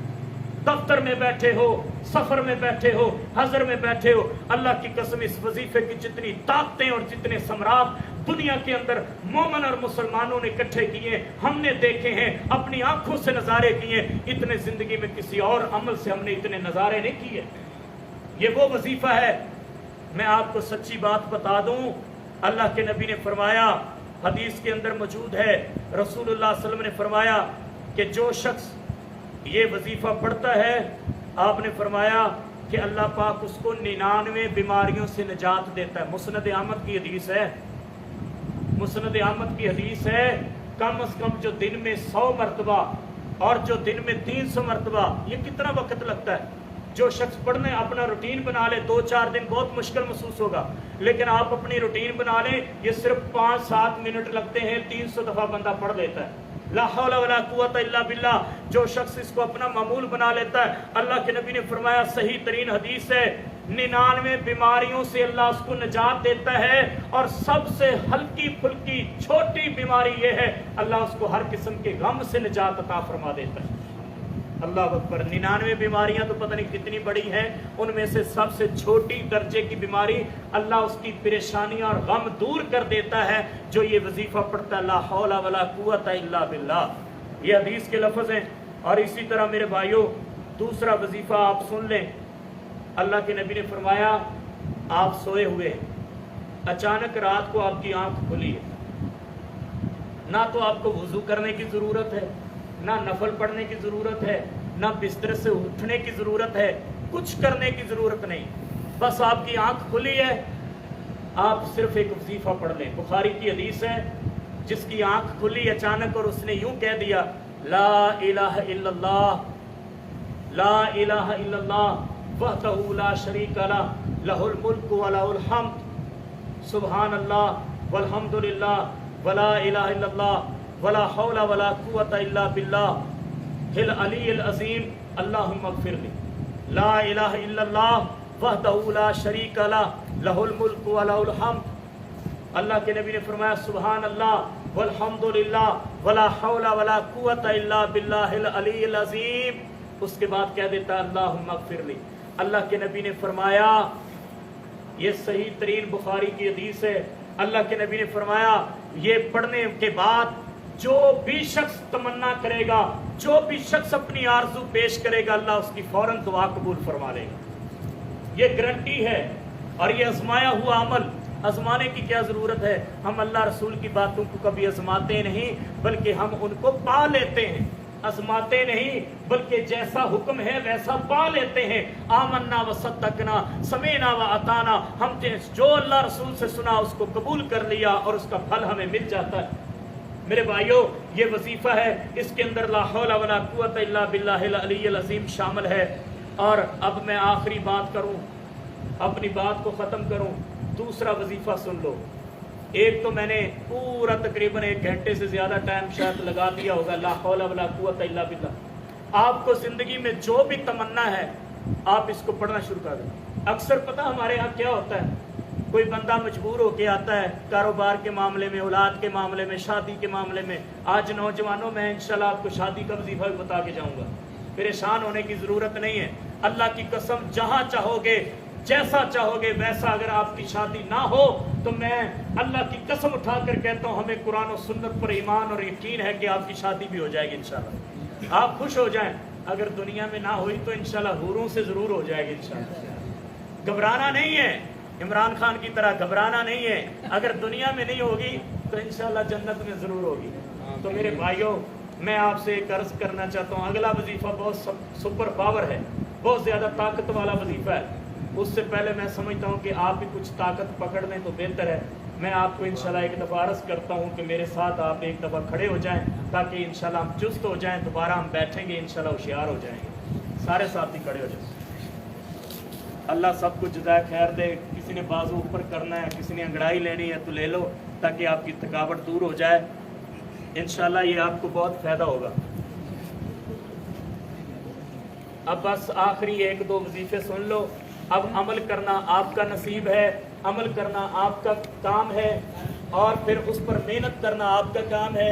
लेकिन इंशाल्लाह याद रखना, अल्लाह की कसम, उसके फल और समरात आपको इंशाल्लाह मिलेंगे। आपने मेहनत करनी, और लेकिन उसका तरीका बता देता हूँ। हमारे अक्सर माशरे में ये होता है कि कोई कारोबार में परेशान साथी आ जाए ना, कोई बीमारी से परेशान आ जाए, कोई शादी का परेशान बंदा आ जाए, उसको मौलवी साहब वजीफ़ा पता क्या बताते हैं कि आपने ना वजीफ़ा पढ़ना है अस्तगफिरुल्लाह अस्तगफिरुल्लाह, या फिर आपने 100 मरतबा पढ़ना है ला हौला वला कुव्वता इल्ला बिल्लाह, ला हौला वला कुव्वता इल्ला बिल्लाह। वो कहता है काम ही आसान है, चलो जी शॉर्टकट काम है, 100 दफ़ा पढ़ लेंगे, कोई मसला नहीं। वो अब आया, नमाज पढ़ी, 100 मरतबा पढ़ा, 1 दिन पढ़ा, 2 दिन पढ़ा, 3 दिन पढ़ा, चौथे दिन कहता है बस उस मौलवी का क्या कहूँ, ऐसे ऐसे लफ्ज़ कहता है, उस मौलवी का खुदा ही हाफ़िज़ है जिसने मुझे इस काम पे लगा दिया। ये क्या काम तो हो नहीं रहा, मेरा कोई काम तो हुआ नहीं, और ऐसे वजीफ़ा बता दिए, चलते फिरते पढ़ रहा हूँ, कुछ भी नहीं हो रहा। मेरे भाइयों,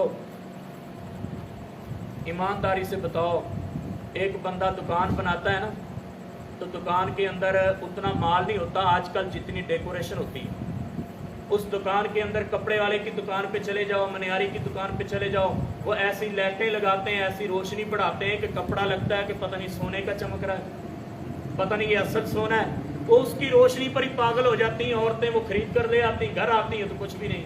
बहरहाल वो क्योंकि उनकी खरीदार होती है, वो कहती है इससे अच्छी कोई चीज़ नहीं।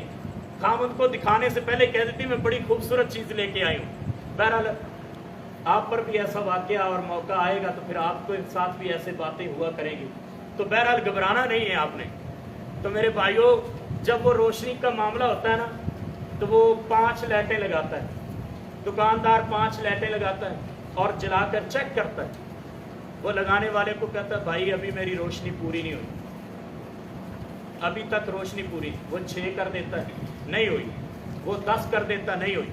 हत्ता कि ऐसी ऐसी दुकानें भी हमने देखी हैं जिसमें 40-40 बल्ब हमने शायद गिनते हुए भी देखे, कोई इससे भी ज़्यादा लगे हुए नज़र आते हैं। वो जब देखते हैं ना कि ख़वातीन आ गई या बंदे आ गए, कोई 5-10 ग्राहक आ गए, वो सारी जला देते हैं। ना बिल की परवाह है, ना दिल की परवाह है, बस रोशनी बढ़ा दो इनको। मेरे भाइयों, इसी तरह मेरे भाइयों, आप किसी चीज़ के खरीदार तभी होंगे ना जब हम कुरान और सुन्नत की रोशनी आपके सामने डालेंगे।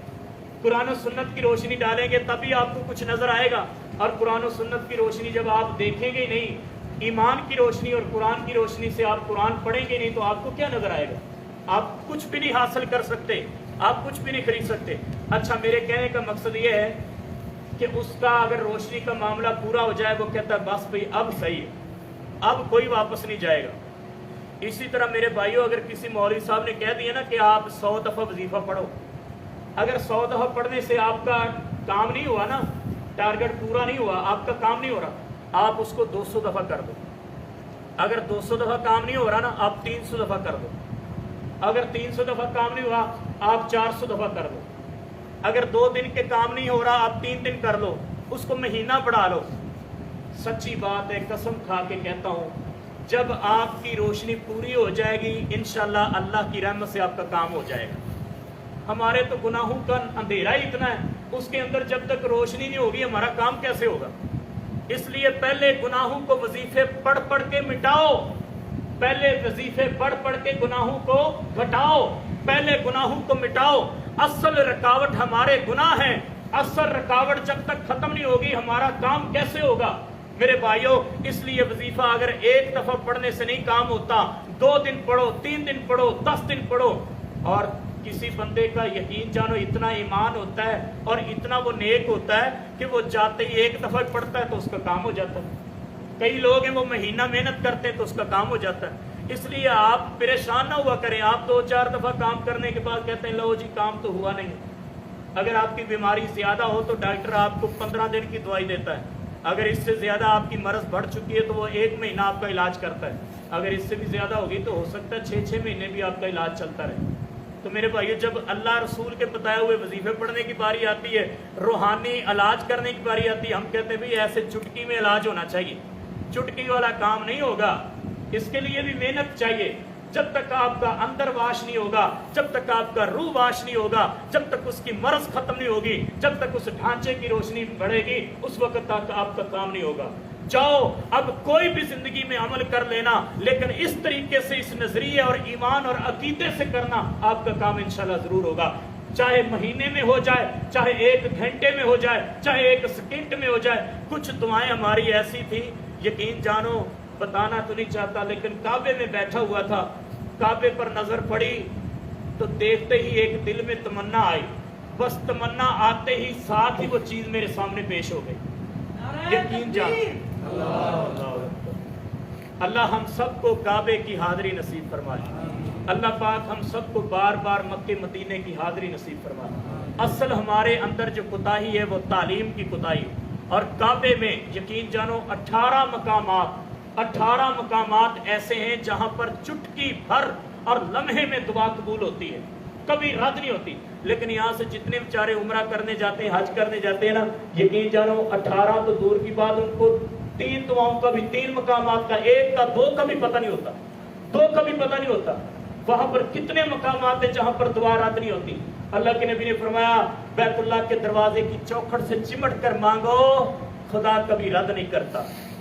نبی پاک نے فرمایا حجر اسود کے سامنے آ کر مانگو، دعا کبھی رد نہیں ہوتی۔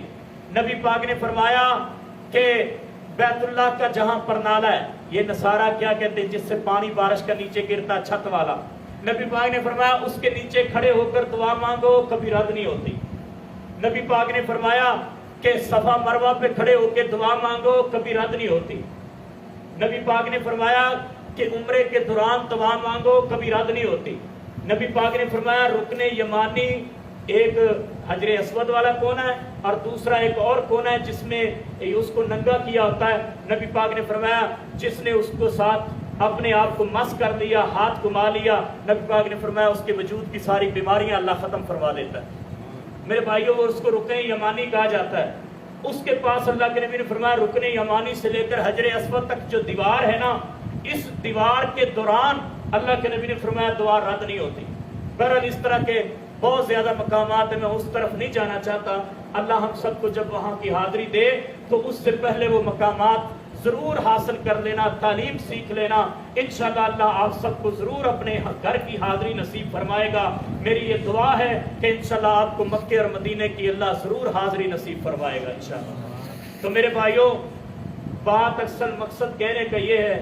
اب میں آتا ہوں اپنی بات کے ختم کرنے کی طرف، پھر انشاءاللہ دعا کرتے ہیں اور اپنی اس مجلس کی طرف آتے ہیں جو مسئلے اور مسائل پوچھنے والی مجلس ہے، نشست ہے۔ اس سے پہلے دوسرا وظیفہ سن لو.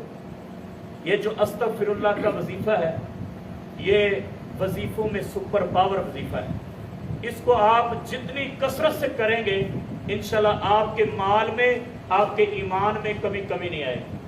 سچی بات ہے. یہ ہمارے پاس بریا روڈ میں ایک جماعتی ساتھی تھا ادریس کپڑے والا, وہ آج کل جھمرے میں رہتا ہے فیصل آباد. تو وہ بیچارہ بڑا پریشان تھا. اس کا بیٹا باہر جانے کے شوق میں ایک اپنے اجنبی بھائی کو کلاس فیلو کو پیسے دے بیٹھا. وہ 4-5 لاکھ کا ٹیکہ لگا کے باہر چلا گیا. وہ آج تک واپس نہ آیا. اس نے سارے جناب قرضہ پکڑ کے باپ کو بھی مقروض کر دیا, خود بھی ہو گیا. اب یہ بیچارہ بہت پریشان. ایک ہمارے بزرگ عالم دین آئے, جمعہ پڑھایا, اس کو پوچھنے لگے یار کوئی وظیفہ بتا دو, میں بہت پریشان. کہا وظیفہ ہے آسان لیکن ہے بڑا مشکل. ہے آسان بالکل چھوٹا لیکن کرنے میں آپ کو بڑی طاقت چاہیے, بڑا مشکل ہے. وہ کہنے لگا آپ بتائیں میں ہمت کروں گا. کہتا ہے کہ آپ نے 5 وقت کی نماز تو پڑھتے ہی پڑھتے ہیں. اس نے کہا میں بالکل پڑھتا ہوں. اس نے کہا آپ نے صبح سے لے کے شام تک نا استغفر اللہ استغفر اللہ استغفر اللہ استغفر اللہ یہ وظیفہ پڑھنا ہے بس. اس نے کہا یہ جو بالکل آسان ہے, یہ تو بالکل آسان ہے. کہا ہے تو آسان لیکن پڑھنے میں بڑا مشکل. وہ کہتا ہے کہ اللہ کی قسم وہ کہتا ہے کہ میں نے نا پہلے دن یہ وظیفہ جب پڑھا نا تو 100 دفعہ پڑھنا بھی مشکل ہو گیا, لیکن میں نے ہمت نہیں چھوڑی.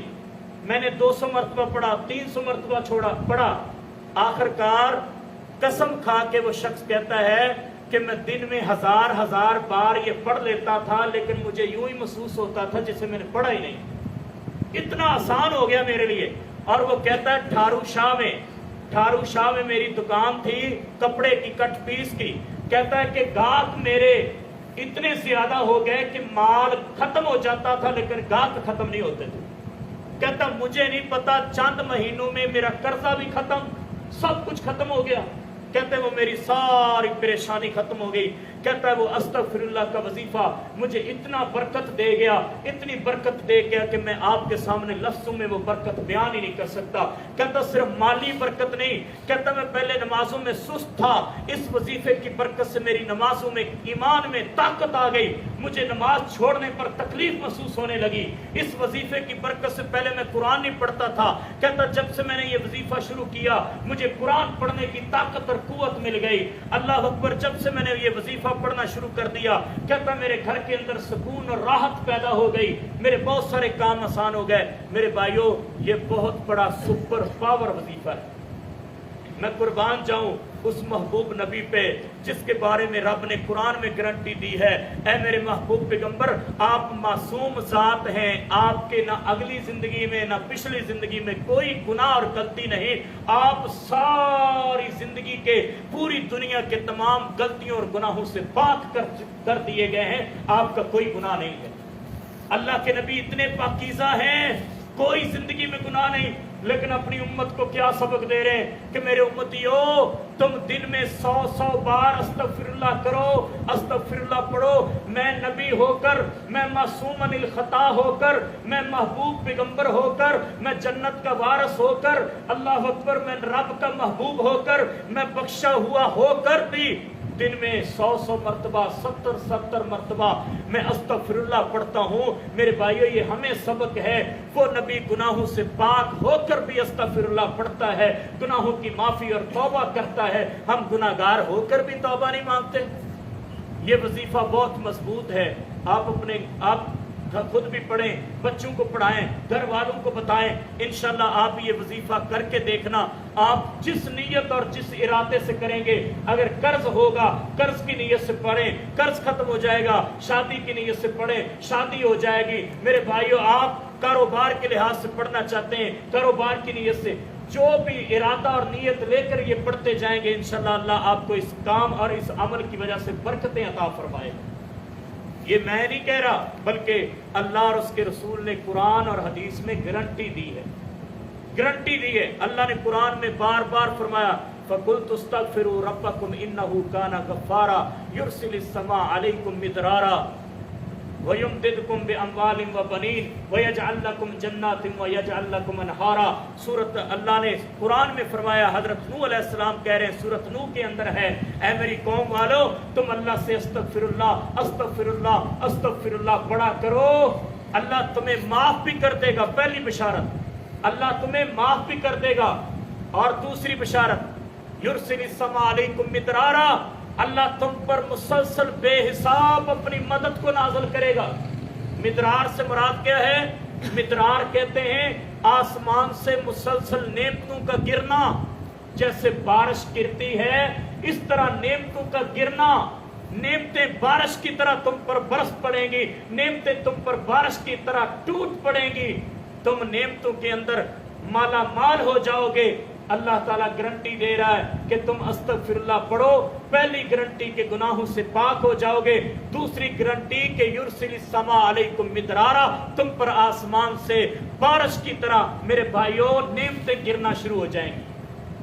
وَيُمْدِدْكُمْ بِأَمْوَالٍ، تمہیں اللہ مالی مدد دے گا. اور اللہ پتہ مالی مدد کیسے دیتا ہے؟ اللہ اکبر. ایک شخص جا رہا تھا، اچانک بادل آئے، بخاری کی حدیث ہے.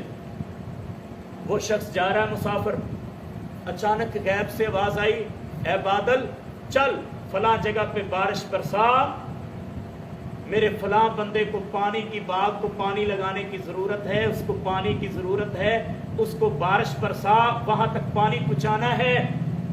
یہ شخص سن کر بڑا حیران ہوا، کہنے لگا یہ کیا ہے؟ بہرحال غیبی آواز سنی تو میرے بھائیوں یہ اس کے پیچھے پیچھے، بادل کے پیچھے پیچھے، بڑی قابل ذکر اور قابل فکر بات ہے کہ یہ اس بادل کے پیچھے پیچھے جا رہا ہے. اچانک دیکھا کہ ایک باغ کو مالی، ایک باغ والا پانی لگانے کے لیے وہ پہلے ہی نکے لگا رہا ہے، وہ پہلے ہی نکے کھول رہا ہے. پانی پہنچا نہیں لیکن وہ پہلے ہی دروازے اور نکے کھول رہا ہے. وہ جا کر حیران ہوا، یار اس بندے کا ایمان اور یقین دیکھو، ابھی تک پانی کا کوئی نام و نشان اس تک نہیں پہنچا، لیکن یہ پانی کا بندوبست کر رہا ہے پہلے لگانے کے لیے. بہرحال اس سے جا کر کہتا آپ کا یہ نام ہے؟ کہتا ہے نام تو یہی ہے، آپ کو کیا کام ہے؟ کہنے لگا یار میں نے یہ واقعہ ہوا ہے، میں آپ سے پوچھنا چاہتا ہوں آپ کیا کرتے ہیں؟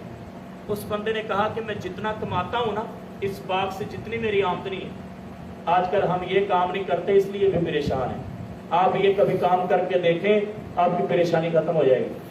میرے بھائیوں ہم دن میں کتنا کماتے ہیں؟ مجھے ایک دن اپنے ابو بکر بھائی کی بڑی بات پسند آئی اور بڑی پسند آئی، اور یقین جانو یہ میری زندگی میں پہلی وہ بات تھی جس نے مجھے اتنا خوش کیا جب انہوں نے یہاں بتایا نا کہ ترجمہ کلاس آتی ہے، اور ترجمہ کلاس ہم نے ایک سسٹم بنایا ہے اس حدیث کی روح سے. ہم سمجھتے ہیں کہ صدقہ صرف سال کے بعد رمضان میں دینا ہے، ہم سمجھتے ہیں کہ صدقہ صرف جمعے کو دینا ہے. نہیں میرے بھائیوں، بلکہ حدیث کے اندر آتا ہے روزانہ فرشتے زمین پر آتے ہیں اور دو فرشتے آتے ہیں. ایک کہتا اللہ اس بندے کے مال میں آج برکت دینا جو تیرے رستے میں دے گا، جو تیرے رستے میں صدقہ کرے اس کے مال میں برکت دے دے. دوسرا فرشتہ کہتا اللہ اس کے مال کو تباہ کرنا جو تیرے رستے میں نہ دے گا. بچوں کو بھی دے دیا، گھر میں بھی خرچہ دے دیا، سب کو دے دیا، نہیں دیا تو اللہ کے نام پہ نہیں دیا. یہ صدقہ روزانہ کی بنیاد پہ آپ اپنا معمول بنا لیں، روزانہ کی بنیاد پہ. اچھا اس سے پوچھا یہ صدقہ بہت کام کرتا ہے، بڑے کام کرتا ہے. ایک بندہ تھا دادو میں رہتا تھا، وہ کہتا ہے بڑے بڑے کام ہوتے تھے جو سفارشوں کے بغیر، گزارشوں کے بغیر نہیں ہوتے، رشوت کے بغیر نہیں ہوتے، لیکن اس نے نہ بس ایسے اس کو ذرا کوئی جلال آ گیا، کوئی خیال آ گیا، اس نے بیٹھے بیٹھے ایک اپنا راز بتا دیا. کہتا بڑے سے بڑے کسی افیسر سے مجھے کام پڑا ہے نا، میں نے کبھی کسی کی زندگی میں سفارش نہیں ڈالی، اور میں نہ کبھی ضرورت پڑی نہ میں محتاج ہوا. بس میں گھر سے جب نکلتا ہوں نا رستے میں ایک کام کر دیتا ہوں، اس کام کی اتنی برکت ہے کہ میں کبھی خالی واپس نہیں لوٹا. میرا جب تک کام نہ ہو میں واپس نہیں آتا، اور میرا کام وہ ضرور ہو جاتا ہے. اگر بندہ کہیں بھی ہو لیکن جب میرا کام کی باری آتی ہے وہ بندہ ضرور حاضر ہوتا ہے اور میرا کام ہوئے. اللہ اکبر، اتنا یقین اور ایمان. ہم نے پوچھا آپ کیا کام کرتے ہیں؟ کہتے ہیں میں نے یہ حدیث سنی ہوئی ہے نا کہ صدقہ رد البلا ہوتا ہے اور صدقے سے ہر کام ہوتا ہے، اور صدقہ بڑے بڑے کام کرتا ہے. صدقے کی عظمت اور شان میں نے بڑی سنی ہے کہتا میں بھی بس یہ چپکے سے کام کرتا ہوں، جب میں گھر سے نکلتا ہوں نا اپنے محلے کی اور اپنے بستی کی مسجد کے گلے میں چپکے سے صبح اٹھ کے میں 100 روپیہ 50 روپے 10 روپے گنتی کیے بغیر جیب میں ایسے آنکھیں بند کر کے ہاتھ ڈالتا ہوں، میری جیب سے جتنے نکلتے ہیں ایک نوٹ کھینچ کے میں گلے میں ڈال کے چلا جاتا ہوں۔ کہتا کبھی میں مایوس نہیں لوٹا، میرا ہر کام ہو جاتا ہے اور کبھی رستے میں مجھے کبھی پریشانی نہیں ہوئی۔ اگر رستے میں کوئی روکنے والا بھی روک رہا ہو نا، سب کی چیکنگ ہوتی لیکن مجھے کسی نے روکا بھی نہیں۔ میرے بھائیوں ہم حیران ہو گئے کہ دنیا میں ایسے ایسے لوگ بھی ہیں جن کے پاس ایسے ایسے عمل موجود ہیں جن کو ہم بھی نہیں سمجھتے۔ اللہ اکبر۔ اس لیے اپنا زندگی کا روزانہ کا معمول بنا لیں۔ اللہ کے گھروں میں خرچ کرنا سب سے زیادہ محبوب خرچ ہے، سب سے بہترین۔ اچھا یہاں پہ ترجمہ کلاس تھے، ان کا یہ عمل تھا کہ وہ روزانہ 10-10 روپے پتہ نہیں کتنے جمع کرتے تھے اور مہینے کا جمع کر کے اس کو اللہ کے راستے میں خرچ کرتے تھے۔ بہرحال یہ بہت محبوب عمل ہے۔ یہ عمل میں بخاری کی حدیث سنا رہا تھا کہ وہ بادل جس کے لیے برس رہے ہیں، جس کے لیے غیبی حکم ہو رہا ہے، جس کو دیکھنے کے لیے نظارہ کرنے کے لیے بندہ چل کر گیا ہے، اس کو باغ والے کو پوچھا کہ تو کیا کرتا ہے؟ کہتا میں باغ کی آمدنی کے 3 حصے کرتا ہوں، ایک اللہ کے راستے میں دیتا ہوں، ایک گھر میں لے کے جاتا ہوں اور ایک خرچہ میں اپنے باغ پر خرچ کر دیتا ہوں، ایک حصہ میں باغ پر لگا دیتا ہوں۔ میرے بھائیو اس طرح کے ہم عمل کرتے نہیں، پھر پریشانی تو آئے گی نا۔ اس لیے ان کاموں کو پکڑ لو، لازم کر لو، انشاءاللہ آپ کا ہر کام سیدھا ہو جائے گا۔ بہرحال مقصد کہنے کا کہ دوسرا وظیفہ استغفر اللہ ہے، پہلا وظیفہ لا حول ولا قوت الا باللہ، کثرت سے آپ نے پڑھنا ہے، کثرت سے آپ نے پڑھنا ہے۔ اور جب یہ شخص وظیفہ پڑھتا ہے، اللہ کے رسول نے فرمایا اللہ پتہ کیا کہتا ہے؟ اللہ کی قسم یہ حدیث ہے، صحیح ترین حدیث ہے۔ اللہ اپنے بندے کو جواب دیتا ہے جب بندہ کہتا لا حول ولا قوت الا باللہ، اللہ کہتے جی میرے بندے تجھے یہ یقین اور ایمان ہو چکا ہے کہ میرے علاوہ تجھے برائی سے بچا بھی کوئی نہیں سکتا، میرے توفیق کے بغیر تجھے نیکی کی طاقت بھی کوئی دے نہیں سکتا، تجھے یقین آ گیا؟ اللہ کہتے میرا تجھ سے وعدہ ہو چکا ہے، اس عمل کی وجہ سے میں تجھے برائی سے بھی بچاؤں گا، نیکی کی طاقت بھی بخشوں گا، اور جب تم میرے پاس آئے گا دنیا سے لوٹ کر، میں تجھے اپنی جنت میں خزانہ اور محل بھی عطا فرماؤں گا۔ میرے بھائیوں ہم کیوں نہ یہ وظیفہ پڑھیں؟ اور تیسرا وظیفہ ہے میرے بھائیوں بہت زیادہ سپر پاور وظیفہ ہے، وہ ہے لا الہ الا انت سبحانک انی کنت من الظالمین۔ اللہ کے نبی نے اس وظیفے کی بڑی بشارتیں سنائی، بڑی گارنٹی، ٹائم نہیں ہے۔ اللہ کے نبی نے فرمایا جس دعا میں دعائے یونس یہ دعا شامل کر دی جائے، اس دعا کو اللہ کبھی خالی نہیں لوٹاتا۔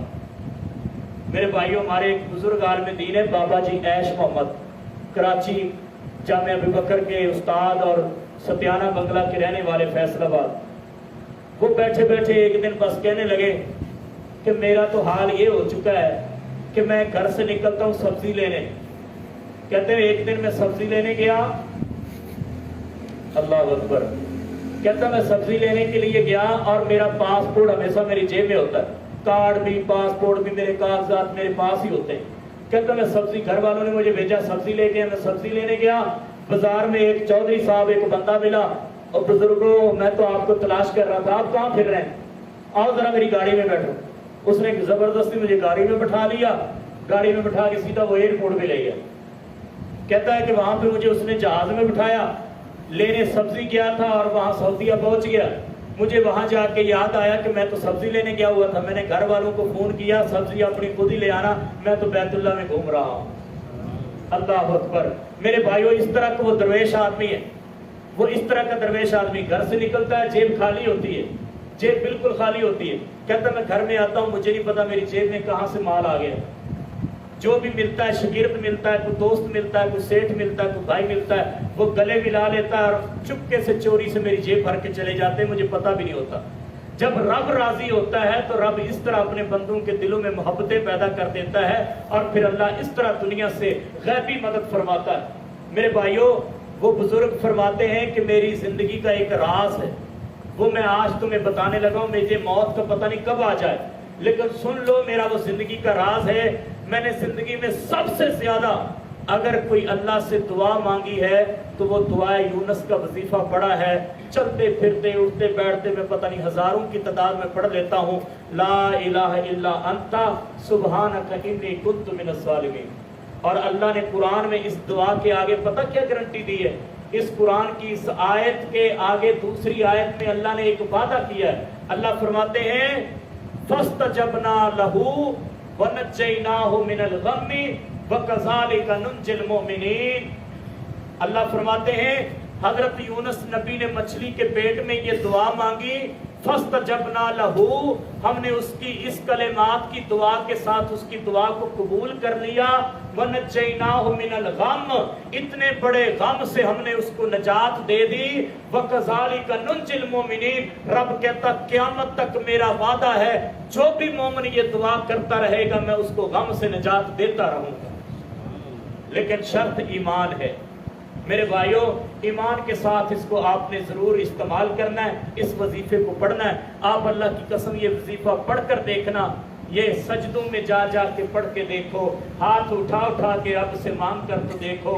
یہ میرے بھائیوں چلتے پھرتے اپنے محلوں اور مکانوں میں پڑھ کر تو دیکھو، یہ چلتے چلتے اپنے سفروں میں پڑھ کر تو دیکھو. سفر آسان ہو جاتے ہیں میرے بھائیوں، مکان اور دکان میں کاروبار میں برکتیں آ جاتی ہیں، رب کی طرف سے غم ختم ہو جاتے ہیں، چھٹ جاتے ہیں، غم دور ہو جاتے ہیں. یہ اللہ نے اس وظیفے کی گارنٹی دی ہے. اور اس کے علاوہ چوتھا وظیفہ نبی علیہ السلام سب سے زیادہ زندگی میں جو دعا پڑھتے تھے نا وہ یہ تھی ربنا آتنا فی الدنیا حسنہ وفی الآخرۃ حسنہ وقنا عذاب النار. یہ بہت بڑا وظیفہ ہے، یہ قرآن کی آیت ہے. آپ اس وظیفے کو پڑھیں، انشاءاللہ اس کی برکتیں بہت زیادہ ہے.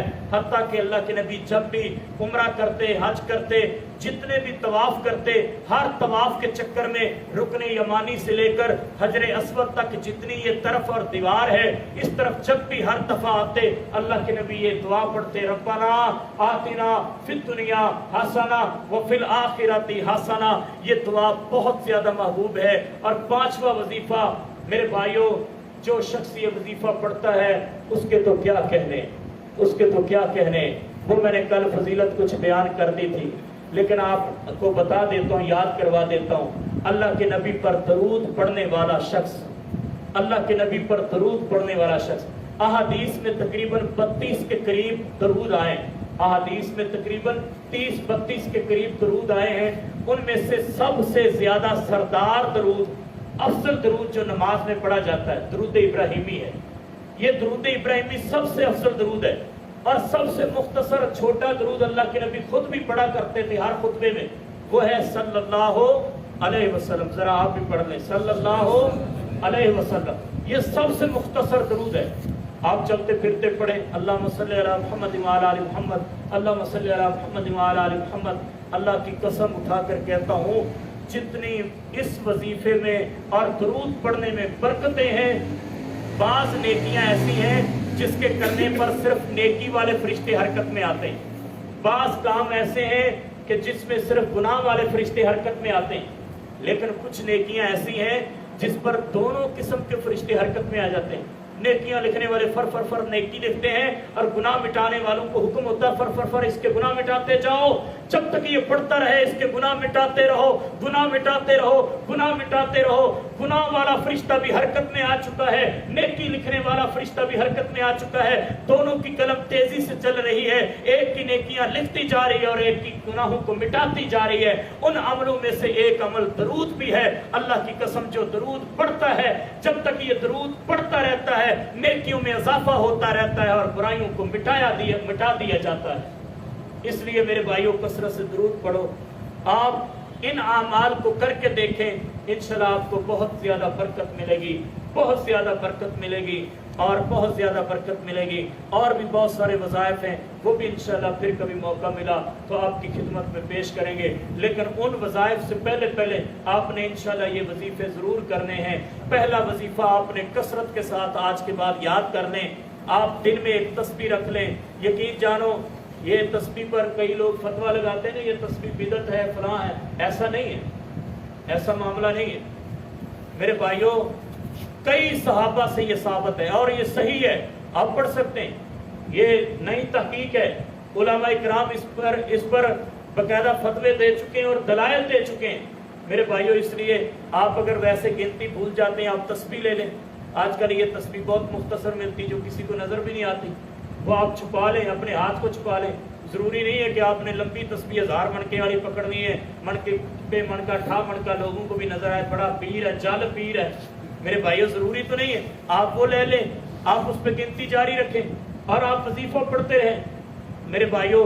اس لیے آپ نے انشاءاللہ آج کے بعد یہ اللہ سے وعدہ کریں، بلکہ اپنی ذات سے اپنے آپ سے عزم کریں اور وعدہ کریں کہ اللہ ہم انشاءاللہ کم از کم روزانہ 100 مرتبہ استغفر اللہ پڑھیں گے انشاءاللہ، اور اللہ ہم روزانہ انشاءاللہ آج کے بعد لا حول ولا قوت الا باللہ کم از کم 300 بار ضرور پڑھیں گے انشاءاللہ، اور آج کے بعد اللہ کچھ بھی نہ ہو سکا تو ہم کم از کم 100 مرتبہ اللہم صلی علی محمد وعلی آل محمد، اللہم صلی علی محمد وعلی آل محمد، اللہم صلی علی محمد وعلی آل محمد، یہ انشاءاللہ ہم نے ضرور پڑھنا ہے۔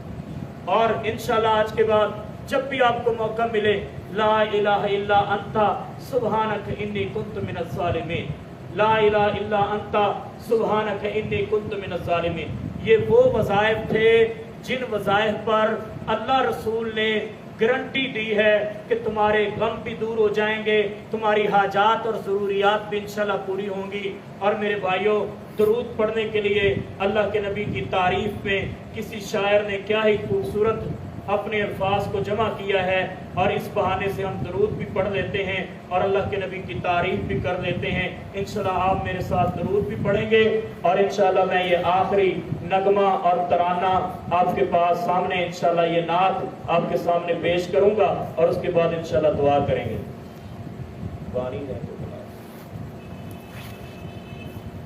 نبی علیہ الصلوۃ والسلام پر درود پڑھنے والا بہت کامیاب ترین شخص ہے، بہت کامیاب ترین شخص ہے، اور سب سے بڑا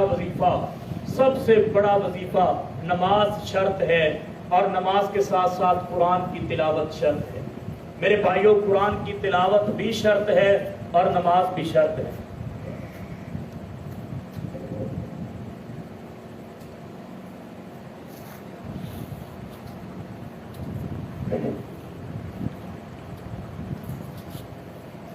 جو شخص نماز پڑھتا ہے وہ اللہ کی حفاظت میں آ جاتا ہے، جو شخص نماز پڑھتا ہے وہ گناہوں سے بچ جاتا ہے۔ نماز جنت کی چابی ہے، یہ تو ہم اسکول میں بھی پڑھتے ہیں، بچے بھی ہمارے جانتے ہیں کہ نماز جنت کی چابی ہے، لیکن چابی کو جو وہ دندے ہوتے ہیں نا وہ اگر پورے نہ ہو تو تالا نہیں کھلتا۔ اگر ہماری 5 نمازیں پوری ہوں گی تو چابی پوری ہوگی، اور نماز کی چابی میں میرے بھائیوں اگر سنت والا توحید والا اگر وہ دندہ نہیں ہوگا نا تو ہماری چابی کام نہیں کرے گی۔ اس چابی میں، جنت کی چابی میں 5 نمازوں کے دندے بھی ضروری ہیں، توحید کا دندہ بھی ضروری ہے اور سنت کا دندہ بھی ضروری ہے۔ یہ اگر چابی پوری صحیح سلامت مکمل ہوگی تو سمجھ لو کہ آپ کے ہاتھ میں دنیا میں جنت کی چابی آ چکی ہے۔ تو اس لیے میرے بھائیوں اللہ کے نبی کی کسی نے کیا ہی خوب تعریف فرمائی ہے۔ آئیے چلتے ہیں اور اللہ کے نبی پر درود پڑھ کے اپنی اس محفل پر اپنے رب کی طرف سے رحمتوں کا نزول کرواتے ہیں، اور رحمتوں کی بارش ہوتی ہے۔ جہاں پر درود پڑھا جاتا ہے وہاں پر رحمت کی بارش آتی ہے، جہاں پر قرآن پڑھا جاتا ہے وہاں پر رحمت کی بارش آتی ہے۔ اور آج انشاءاللہ ہم نے قرآن بھی سنا ہے، رحمت کی بارش آ رہی ہے، اور عبادت کی رات ہے، رب کی رضا کے لیے جاگ رہے ہیں، انشاءاللہ رحمت کی بارش آ رہی ہے۔ اور انشاءاللہ ہماری اس مجلس میں رحمت کے فرشتے بھی موجود ہیں، اور انشاءاللہ ہم درود نبی پر پڑھیں گے تو اللہ کی بارش رحمت کی آئے گی انشاءاللہ۔ آپ پڑھ لیجئے میرے ساتھ ساتھ انشاءاللہ درود پڑھ لیجئے۔ اللہ کے نبی کی تعریف کے بارے میں کوئی کہتا ہے، نقش ہو دل پر نقشہ احمد صلی اللہ علیہ وسلم۔ ایسے نہیں، مزہ نہیں آئے۔ میں نے 1 گھنٹہ تقریر کی ہے، آپ اگر 5 منٹ میرے ساتھ حصہ ملا لیں گے تو انشاءاللہ اللہ راضی ہو جائے گا۔ سارے مل کے پڑھیں، صلی اللہ علیہ وسلم نقش ہو دل پر نقشہ احمد صلی اللہ علیہ وسلم، لب پر جاری ہو نغمہ احمد صلی اللہ علیہ وسلم، نقش ہو دل پر نقشہ احمد صلی اللہ علیہ وسلم، لب پہ ہو جاری نغمہ احمد صلی اللہ علیہ وسلم، کب سے ہے دل میں یہ ارماں میرے، کب سے ہے دل میں یہ ارماں میرے، رحمت یزداں سے ہو نمایاں صورت تاباں جلوائے احمد صلی اللہ علیہ وسلم، رہبر آدم محسن عالم، رہبر آدم محسن عالم، اسم اعظم حسن مجسم، مبرع اعظم چہرہ احمر صلی اللہ علیہ وسلم۔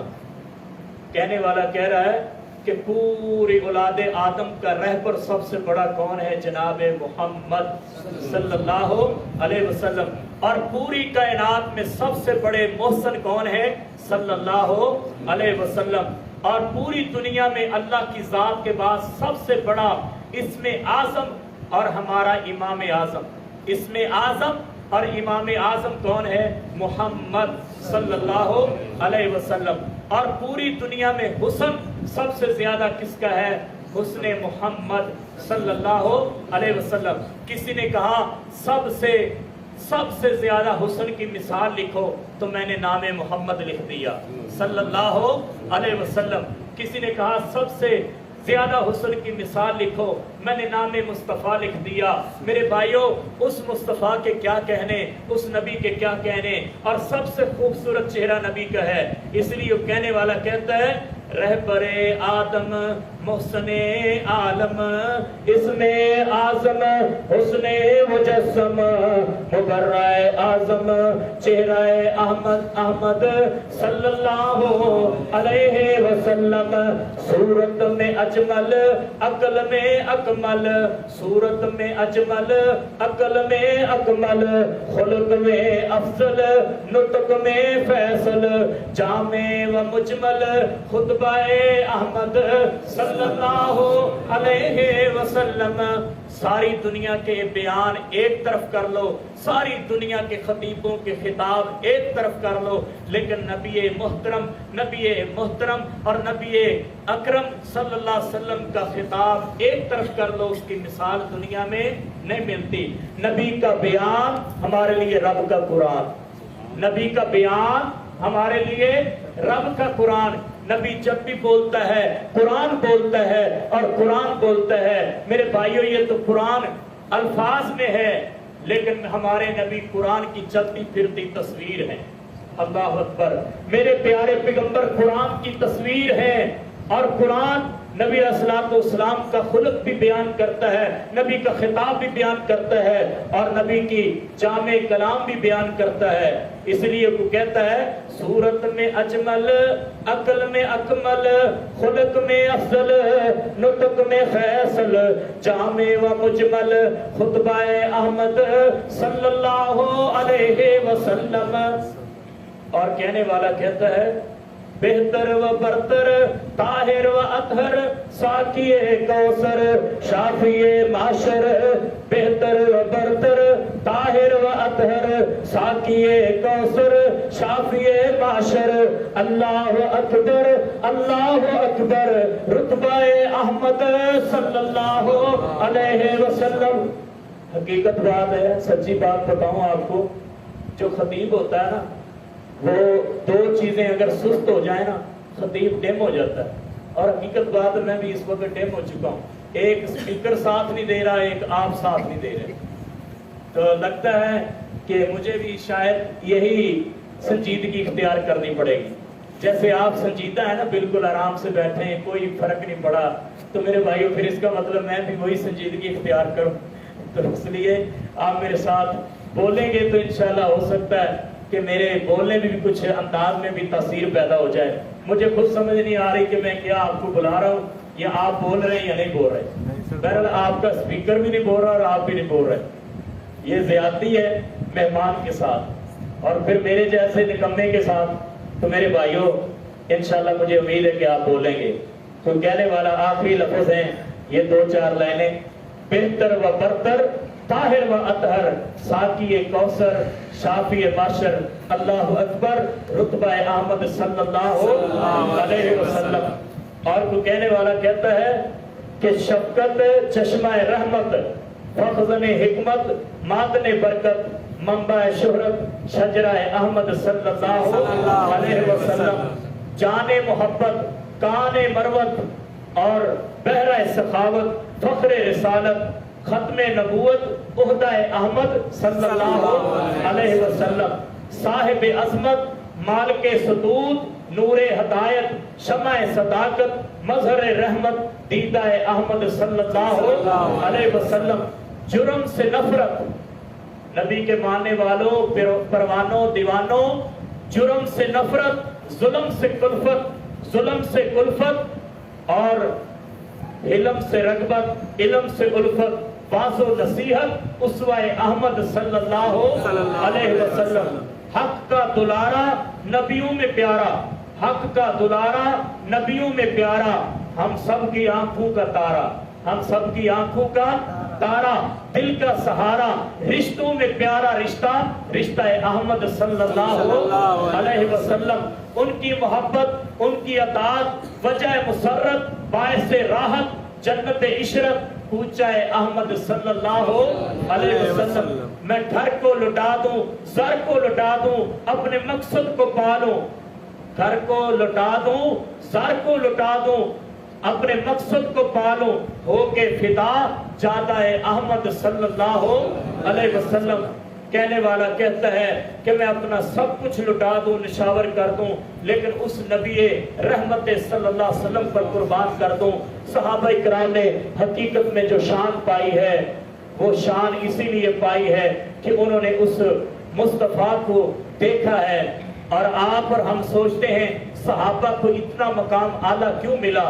وہ بھی نمازیں پڑھتے تھے ہم بھی نمازیں پڑھتے ہیں. وہ بھی قرآن پڑھتے تھے ہم بھی قرآن پڑھتے ہیں. انہوں نے بھی حج کیا ہم بھی حج کرتے ہیں. وہ بھی عمرہ کرتے تھے ہم بھی عمرہ کرتے ہیں. وہ بھی صدقہ کرتے تھے ہم بھی صدقہ کرتے ہیں. وہ بھی روزہ رکھتے تھے ہم بھی روزہ رکھتے ہیں. وہ بھی طاق راتوں کو جاگتے تھے ہم بھی طاق راتوں کو جاگ رہے ہیں. وہ بھی تہجد پڑھتے تھے ہم بھی تہجد پڑھتے ہیں. وہ بھی جمعہ پڑھتے تھے ہم بھی جمعہ پڑھتے ہیں. وہ عیدیں پڑھتے تھے ہم بھی عیدیں پڑھتے ہیں. وہ نبی پر درود پڑھتے تھے ہم بھی نبی پر درود پڑھتے ہیں. آخر وہ کون سا فرق ہے جس نے صحابہ کو ساری دنیا سے اونچا مقام عطا فرمایا ہے؟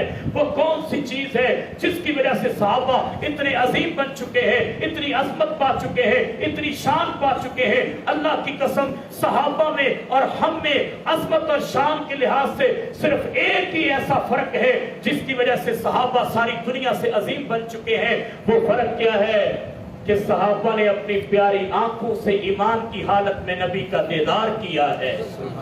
اسی لیے وہ شان والے ہیں. انہوں نے میرے نبی کو شان اور عظمت کے ساتھ اپنے ایمان کی حالت اور کیفیت میں دیکھا ہے. وہ جنت کے وارث بن گئے وہ دنیا میں شہزادے بن گئے. دنیا میں ان کا چرچا عام ہے. اس لیے میرے بھائیوں ہم صحابہ کے غلام ہیں. ہم غلاموں کے بھی غلام ہیں اس لیے کہ صحابہ نبی کے غلام تھے ہم ان کے غلام ہیں. صحابہ ہمارے امام اس لیے ہے وہ نبی کے غلام تھے. میرے بھائیوں اس لیے صحابہ کرام تھے. آج مسلمان جگہ جگہ پہ کیوں پریشان ہے کیوں مار کھا رہا ہے؟ اس لیے کہ ہم نے صحابہ جیسا عقیدہ چھوڑ دیا صحابہ جیسا مشن چھوڑ دیا صحابہ جیسی بصیرت اور عقیدت چھوڑ دی ہے صحابہ جیسی محنت چھوڑ دی ہے صحابہ جیسی تمنا چھوڑ دی ہے. آج میں اور آپ بھی مسلمان ہیں لیکن میری اور مسلمانی کیا ہے؟ मेरी और आपकी मुसलमानी क्या है? मेरी और आपकी हाथ से मुसलमानों को तकलीफ पहुंचती है, मेरी आंख से मुसलमान की इज्जत लूटी जाती है, मेरे कान से मुसलमान की गीबत और चुगली सुनी जाती है, मेरे सामने मुसलमान की इज्जत को नीलाम किया जाता है। मैं बड़े शौक और ज़ौक से सुनता हूँ, मुसलमान की गीबत और चुगली को कानों से सुनता हूँ, मुसलमान की बेइज्जती को अपने सामने बर्दाश्त करता हूँ। लेकिन अल्लाह की कसम, सहाबा अपने मुसलमान का दिफा करते थे, सहाबा अपने मुसलमानों के बारे में उनकी इज्जत किया करते थे। किसी ईसाई की बेटी को भी सहाबा के हवाले किया जाए, जाओ इसके वतन तक पहुंचा दो, सहाबा उसके सफर के अंदर रहते हैं, उसकी हिफाजत करते हैं। एक ईसाई की बेटी को इस तरह पहुंचाया जाता है जिस तरह महफूज करके एक शहजादी को पहुंचाया जाता है। वो मेरे भाइयों, जब सहाबा का ये रवैया देखते हैं, कोई दरमियान में, कोई रास्ते में रुकावट नहीं, लेकिन ये सहाबा का लश्कर एक ईसाई लड़की को लेकर उसके दर तक, उसके बाप तक हिफाजत के साथ पहुंचाते हैं। आज कौन सा घर है जिसके अंदर आज मेरे भाइयों मुझे मौका मिले, आपको मौका मिले, लेकिन हमारे अंदर ये गैरत और ईमान हो? हम तो तकते फिरते हैं, रास्ते और चौराहों पे इंतजार करते हैं। ये चांद रात आने वाली है, अल्लाह का शुक्र करो, ये लॉकडाउन भी एक नेमत से कम नहीं है। अगर इस नजरिए से सोचा जाए, इस शान शौकत से सोचा जाए, अल्लाह ने सोचा वैसे तो मुसलमान बाज नहीं आते, मुसलमान वैसे तो रुकते नहीं है, मैं इन पर पाबंदी लगा के देखूं, इन पर मैं पाबंदी लगाऊं। मुसलमानों की बेटी पर्दा नहीं करती, अब तो मुसलमानों के मर्द भी मास्क पहने फिरते हैं। मुसलमानों की बेटी पर्दा नहीं करती, अब तो वो भी पूरा वजूद ढांपे फिरती है, कहीं कोरोना न चिमट जाए। इस कोरोने से बदतर वो लुटेरा है, इज्जत को लूटने वाला बदमाश है जो तेरी इज्जत को लूट सकता है, तो उससे अपने आप को क्यों नहीं छुपाती जो तेरे जिस्म को तकता है? ये तो पता भी नहीं चलेगा तुझे कोरोने से इतना डर लगता है, तुझे इस बात से डर क्यों नहीं लगता? मेरे भाइयों, इस देखा जाए, मुसलमान नौजवान अपनी बहन और बेटी का, अपनी माँ और बहन का हाथ देता है एक गैर मर्द के हाथ में। आज ईद की रात है, चांद रात है, लो जी तुम इसके हाथ को देखो, कितना नरम, कितना प्यारा है, और चूड़ियां भी पहना दो, पैसे भी लूट लो, अपनी इसकी हाथ के लज्जत भी चख लो। मेरे भाइयों, कहां गई मुसलमान की गैरत, कहां गई मुसलमान की सोच? ये चांद रात आती है, ए आवारा नौजवान घूमते फिरते नजर आते हैं, चौक चौराहों और रस्तों में उनको कोई काम काज नहीं होता, लेकिन वहां पर किस लिए खड़े हैं? मैं लोगों की बेटियों की इज्जत लूटना चाहता हूं, लोगों की औरतों को तकना चाहता हूं, मुसलमानों की औरतों को देखना चाहता हूं। क्यों नहीं सोचता तू मुसलमान है, तू मोमिन है? मुसलमान तो वह है जिसके हाथ से, जिसकी जुबान से, जिसकी आंख से, जिसके बोल से, जिसकी चाल चलन से मुसलमान की इज्जत महफूज होती है। लेकिन कैसा ईमान है? आज कुछ भी महफूज नहीं है, आज हम अपने आप को महफूज नहीं समझते। मेरे भाइयों, इसलिए अपने अंदर ऐसा अल्लाह की कसम ईमान पैदा कर लो। आज अगर तुम किसी की माँ, बहन, बेटी की तरफ देखोगे, कल ऐसा वक्त आ सकता है कोई तुम्हारी भी माँ और बेटी और बहन को देखेगा, फिर बताओ तुम्हारा क्या हश्र होगा। ये पंजाब का सच्चा वाकया है। एक गांव के अंदर, रास्ते के अंदर बिजली चली गई, चंद आवारा नौजवान खड़े हैं, 3 लड़कियां वहां से गली से निकली। अब तीनों कह रहे हैं कि इधर वाला दाना और बीज मेरा है, इधर वाला तेरा है, और बेगैरत कहता है बीच वाला मेरा है, और तीनों पीछे पीछे चलते हैं। अचानक क्या हुआ? अचानक उनमें से एक का हक रंग हो जाता है कि वो तीनों एक ही घर में दाखिल होती हैं। वो बाकी उसको कहते हैं क्यों चुप हो गया, क्यों खामोश हो गया, तुझे किस चीज का झटका है, किस चीज की खामोशी है, तू क्यों खामोश हो गया, सुन हो गया, क्या मसला है? वो कहता है चुप हो जाओ। कहता भाई अभी तो पहले दाने तकसीम कर रहा था, बीज तकसीम कर रहा था, अब क्या हुआ है? कहता बेगैर तो चुप हो जाओ, मैं तुम्हारे साथ बेगैरत बन चुका था, ये तीनों मेरी बहनें हैं। मेरे भाइयों, ये नौजवानों की हालत है, ये नौजवानों का किरदार है। नहीं, अल्लाह की कसम नौजवानों, तुम अपना किरदार आलीशान बना लो, अपना किरदार साफ सुथरा बना लो, सहाबा जैसा किरदार बना लो। अबू मरसद की तरफ देखिए, मुसलमान हुआ है, मक्के की गलियों में आया है। इसको मेरे भाइयों, अल्लाह के रसूल को कहता है, अल्लाह के रसूल जब तक जिस रात में चोरी ना कर लेता मुझे मजा नहीं आता, मुझे मजा नहीं आता, मैं क्या करूं? मैं सब कुछ कर दूंगा लेकिन चोरी नहीं छोड़ूंगा। आपने फरमाया चलो ठीक है, तुम चोरी भी करो, लेकिन मैं ऐसी चोरी ना बताऊं जिसकी चोरी करने पर भी तुझे अल्लाह जहन्नम से आजाद कर दे और तुझे जन्नत का वारिस बना दे। کہا اللہ کے رسول ایسی کون سی چوری ہے وہ چوری بھی کروں اور میں جہنم سے آزاد ہو جاؤں؟ آپ نے فرمایا جو کسی مسلمان قیدی کو دنیا میں کافروں کی قید سے آزاد کروائے گا رب اس کو جہنم سے آزاد فرما دے گا۔ جا تم کافروں کی جیلوں میں اور ان کے قلعوں میں چلا جا، وہاں سے مسلمانوں کو رات کو چوری اٹھایا کر اور ان کو آزاد کر دیا کر۔ میرے بھائیوں یہ مکے کی گلیوں میں گھوم رہا ہے اور وہاں سے مسلمانوں کو آزاد کرواتا ہے۔ اچانک اس کو پرانی کوئی زندگی کی سہیلی ملتی ہے، پرانی کوئی وہ عورت ملتی ہے جس کے ساتھ اس کے تعلق تھے۔ آج وہ اس نے پہچان لیا اور وہ کیا کہتی ہے، مرسد میں تو تک تک کے تھک گئی، اس گلیوں میں تہاں تو نظر نہیں آتا، تو کہاں گم ہو گیا، تو کہاں غائب ہو گیا۔ یہ وہ مرصد بن چکا ہے جو پہلے دن کو گلیوں میں دھکے کھاتا تھا، آج یہ وہ مرصد بن چکا ہے جس نے نبی کا کلمہ پڑھا ہے، اب تو یہ رات کی تاریکیوں میں بھی نظر نہیں آتا۔ آج یہ وہ مرصد ہے جو اتنا تبدیل ہو چکا ہے۔ وہ عورت کہتی ہے میرے ساتھ گناہ کر، میرے ساتھ برائی کر، وہ کہتا ہے یہ وہ مرصد نہیں ہے، یہ اب وہ مرصد نہیں ہے جو تجھ پہ مر جائے گا، یہ اب وہ مرصد ہے جو اللہ کے رسول کے کلمہ پڑھ چکا ہے، مسلمان مومن ہو چکا ہے، ساری دنیا سے تعلق ٹوٹ چکا ہے۔ اب یہ مرصد تیری باتوں میں نہیں آئے گا۔ بلا کر وہ کہتی میں شور کروں گی، کہا جو تو کرنا ہے کر لے۔ اس نے شور مچایا، لوگ بھاگے، کہا پکڑو پکڑو تمہارا چور پکڑا گیا۔ بلا کر بھاگتے بھاگتے ابو مرصد ایک غار کے اندر چھپ جاتا ہے۔ یہ ظالم مکے کے سارے مستنڈے اس کے پیچھے ہیں، سارے لٹیرے اس کے پیچھے ہیں، اس کو تلاش کرنے کی در پر ہے، اس کو پکڑنے کے لیے بھاگے بھاگے آئے۔ ابو مرصد نیچے غار میں چھپا ہوا ہے۔ ایک ظالم بدبخت کو پیشاب آیا، اس نے اوپر پہاڑی کی چوٹی پہ بیٹھ کر پیشاب کیا۔ یہ پیشاب اللہ کی قسم ابو مرصد کے سر پر پڑ رہا ہے۔ ابو مرصد سوچتے ہی سوچتے کہہ رہا ہے اے میرے پروردگار، میں نے گناہوں کی غلاظت کو قبول نہیں کیا، ان کافروں کی غلاظت کو برداشت کر رہا ہوں صرف تیری ذات کے لیے۔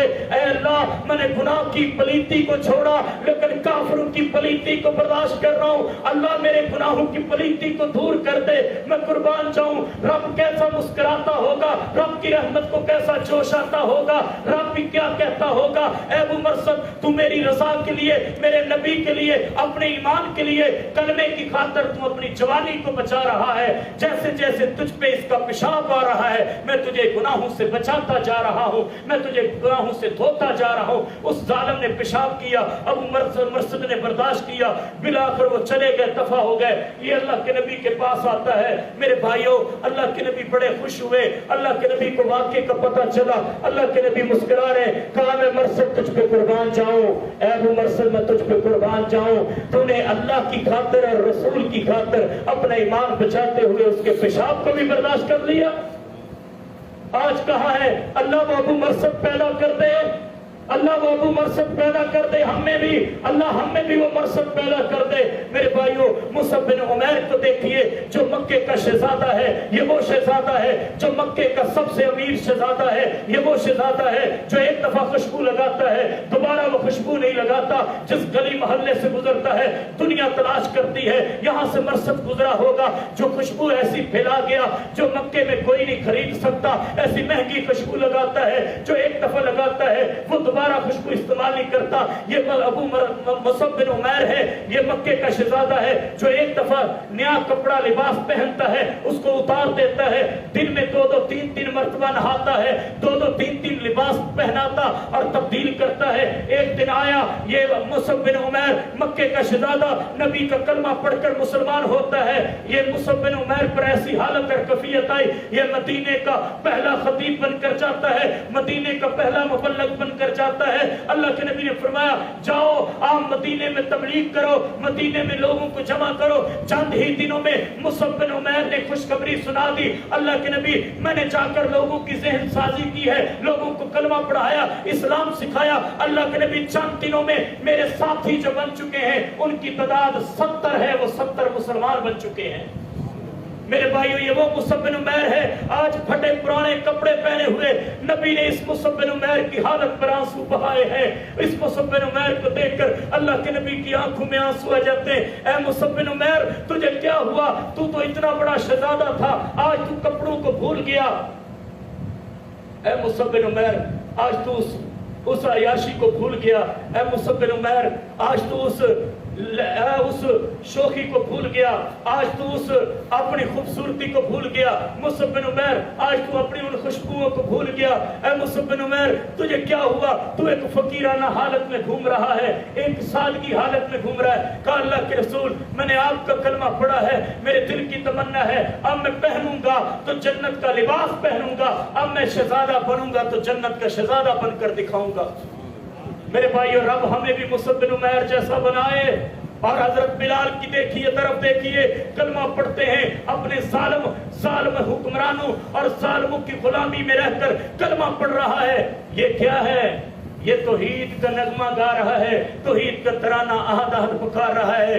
हजरत बिलाल है, अल्लाह ने ऐसे ही तो शान नहीं बख्शी। हजरत बिलाल मेरे भाइयों कोड़े खा रहा है, तकलीफें बर्दाश्त कर रहा है, आहद आहद की सदाएं लगा रहा है। अल्लाह के नबी को इतना तरस आया, तकलीफ बर्दाश्त न हुई, आपने फरमाया हजरत बिलाल को पैगाम दे दो, दिल में भी अगर कहेगा आहद आहद, दिल में भी अगर अल्लाह को पुकारेगा तो वही उसके लिए काफी होगा।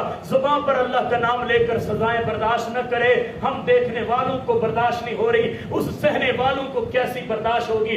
अल्लाह अकबर। लेकिन मैं कुर्बान जाऊं, बिलाल तौहीद के नशे में आ चुका है, बिलाल रब की मोहब्बत में आ चुका है, बिलाल ईमान की लज्जत चख चुका है, बिलाल नबी का दीवाना बन चुका है, नबी का कलमा पढ़ चुका है, नबी का परवाना बन चुका है। अब दुनिया की परवाह नहीं, इसको कोड़े और सजा की परवाह नहीं, कोयलों और तपती हुई पत्थरों और रेत की परवाह नहीं है। हजरत बिलाल क्या कहते हैं? अल्लाह के रसूल को पैगाम दे दो, जब भी मैं कलमा पढ़ता हूं ये मुझ पे कोड़े बरसाते हैं, मुझे उतना ही सुकून और महसूस होता है, उतनी ही मुझे लज्जत महसूस होती है। मेरे भाइयों, ये हजरत बिलाल है, इसलिए ऐसा ईमान पैदा करो, ऐसा अपने अंदर जज्बा पैदा करो। ऐ नौजवानों, तुम मस्जिद से जाकर कभी गुम ना हो जाना, बाजारों की नजर ना हो जाना, दुनिया के हुस्न के पीछे न लग जाना। ये दुनिया का हुस्न मिट जाएगा लेकिन तुम्हारा ईमान बाकी रहेगा। ये बाजारों की जीनत मिट जाएगी, सबसे बेहतरीन, मकबूल तरीन, महबूब तरीन, अल्लाह को पसंदीदा जगह तुम भी जानते हो कौन सी है। अल्लाह के नबी से किसी ने पूछा सबसे ज्यादा जमीन का टुकड़ा अल्लाह को कौन सा पसंद है? अल्लाह के नबी ने फरमाया मुझे पता नहीं है, मैं जिब्राइल से पूछूंगा। जिब्राइल आए, अल्लाह के नबी ने पूछा, कहा मुझे भी पता नहीं, मैं रब से पूछूंगा। हजरत जिब्राइल कहते हैं मैंने रब से जब ये सवाल किया, अल्लाह ने जिंदगी के किसी सवाल के जवाब पर मुझे अपने इतना करीब नहीं किया जितना रब ने इस सवाल के जवाब पर मुझे अपने करीब फरमा लिया। अल्लाह अकबर। मेरे और अल्लाह के दरमियान सिर्फ 70,000 नूर के पर्दे रह चुके थे। अल्लाह ने मुझे इतना कुर्ब हासिल नसीब किया, मुझे अल्लाह ने करीब करके कहा तेरा सवाल ही इतना प्यारा है, जिसका जवाब ही इतना महबूब है कि मैंने तुझे अपने इतना करीब कर लिया। जा मेरे नबी महबूब को बता दे, मेरा नबी महबूब अपनी उम्मत को बता दे कि अल्लाह को सारी जमीन के टुकड़ों में सबसे ज्यादा पसंदीदा महबूब टुकड़ा वो है जहां पर अल्लाह का घर, अल्लाह की मस्जिद बनी होती है। और सबसे ज्यादा नापसंद जमीन का वो टुकड़ा है जहां पर बाजार बने होते हैं। ये दुनिया की रंग रंगीली के बाजार, ये दुनिया के धोखे और झूठ के बाजार, ये दुनिया के हुस्न के बाजार, ये दुनिया के फराड के बाजार, ये दुनिया के धोखाधही के बाजार, ये दुनिया के मेरे भाइयों दुनिया की कमाई और दुनिया की मोहब्बत के बाजार, ये सारी दुनिया के बाजार अल्लाह को नापसंद है। और ये जमीन का टुकड़ा अल्लाह को इतना महबूब है, जो इस घर में आ जाते हैं वो सारी दुनिया से अल्लाह को महबूब और पसंद होते हैं। इसलिए मेरे भाइयों, इस मस्जिद को न छोड़ना, इसको आबाद रखना। अल्लाह की कसम मैं तुम्हें बार बार दिल की अपील करता हूँ, दिल की एक सदा देता हूँ, दिल की एक सिफारिश और गुजारिश आपके सामने पेश करता हूँ। मेरी ये वसीयत और नसीहत समझना, कभी इस अल्लाह के घर को गैर आबाद न करना। अपनी 5 वक्त की हाजिरी को देखिए ना, हमें जिससे प्यार होता है हम बार बार उसको फोन भी करते हैं, राब्ता भी करते हैं, जिससे हमें मोहब्बत होती है हम तकते हैं कि काश मेरा महबूब मुझे बुलाए और मैं बार बार उसके घर में जाऊं, बार बार मैं उसकी जियारत करूं, बार बार उसकी मुलाकात को तरसते हैं। लेकिन क्या मेरे और आपके प्यार में, अल्लाह के प्यार में इतना फर्क आ चुका है कि रब 5 वक्त अपनी मुलाकात के लिए बुलाता है, हम नहीं आते। रब हमें मिलने के लिए बुलाता है, हम नहीं जाते।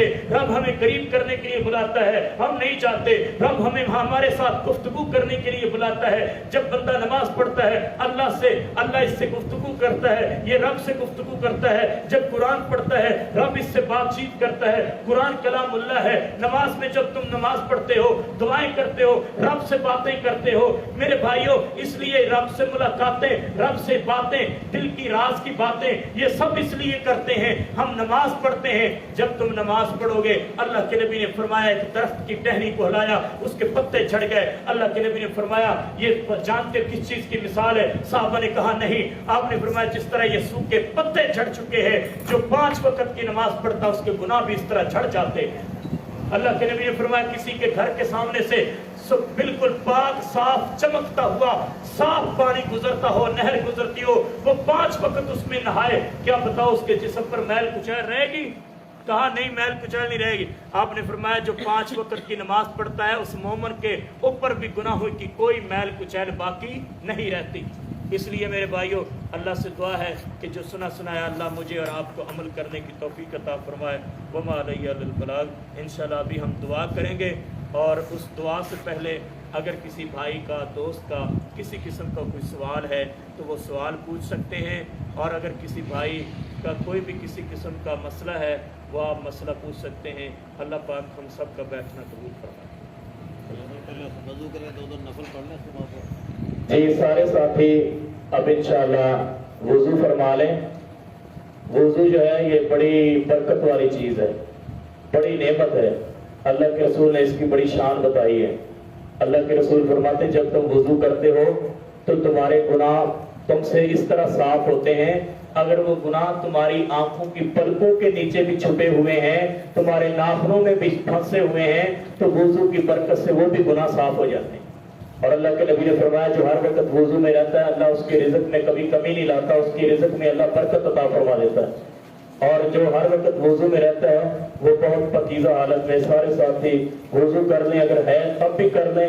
انشاءاللہ بار بار وضو کرنے سے وہ تازگی پیدا ہو جاتی ہے، وہ چستی پیدا ہو جاتی ہے، انشاءاللہ ہمیں بہت فائدہ ہوگا۔ وضو کرنے کے بعد 2 نفل پڑھ لیں، اس کے بعد ہم انشاءاللہ مجلس لگائیں گے اور پھر بیٹھ کر مسئلے مسائل دینی مسئلے پوچھیں گے اور بتائیں گے، اور اس کے بعد انشاءاللہ پھر دعا کا اہتمام کریں گے اور وتر نماز پڑھیں گے انشاءاللہ۔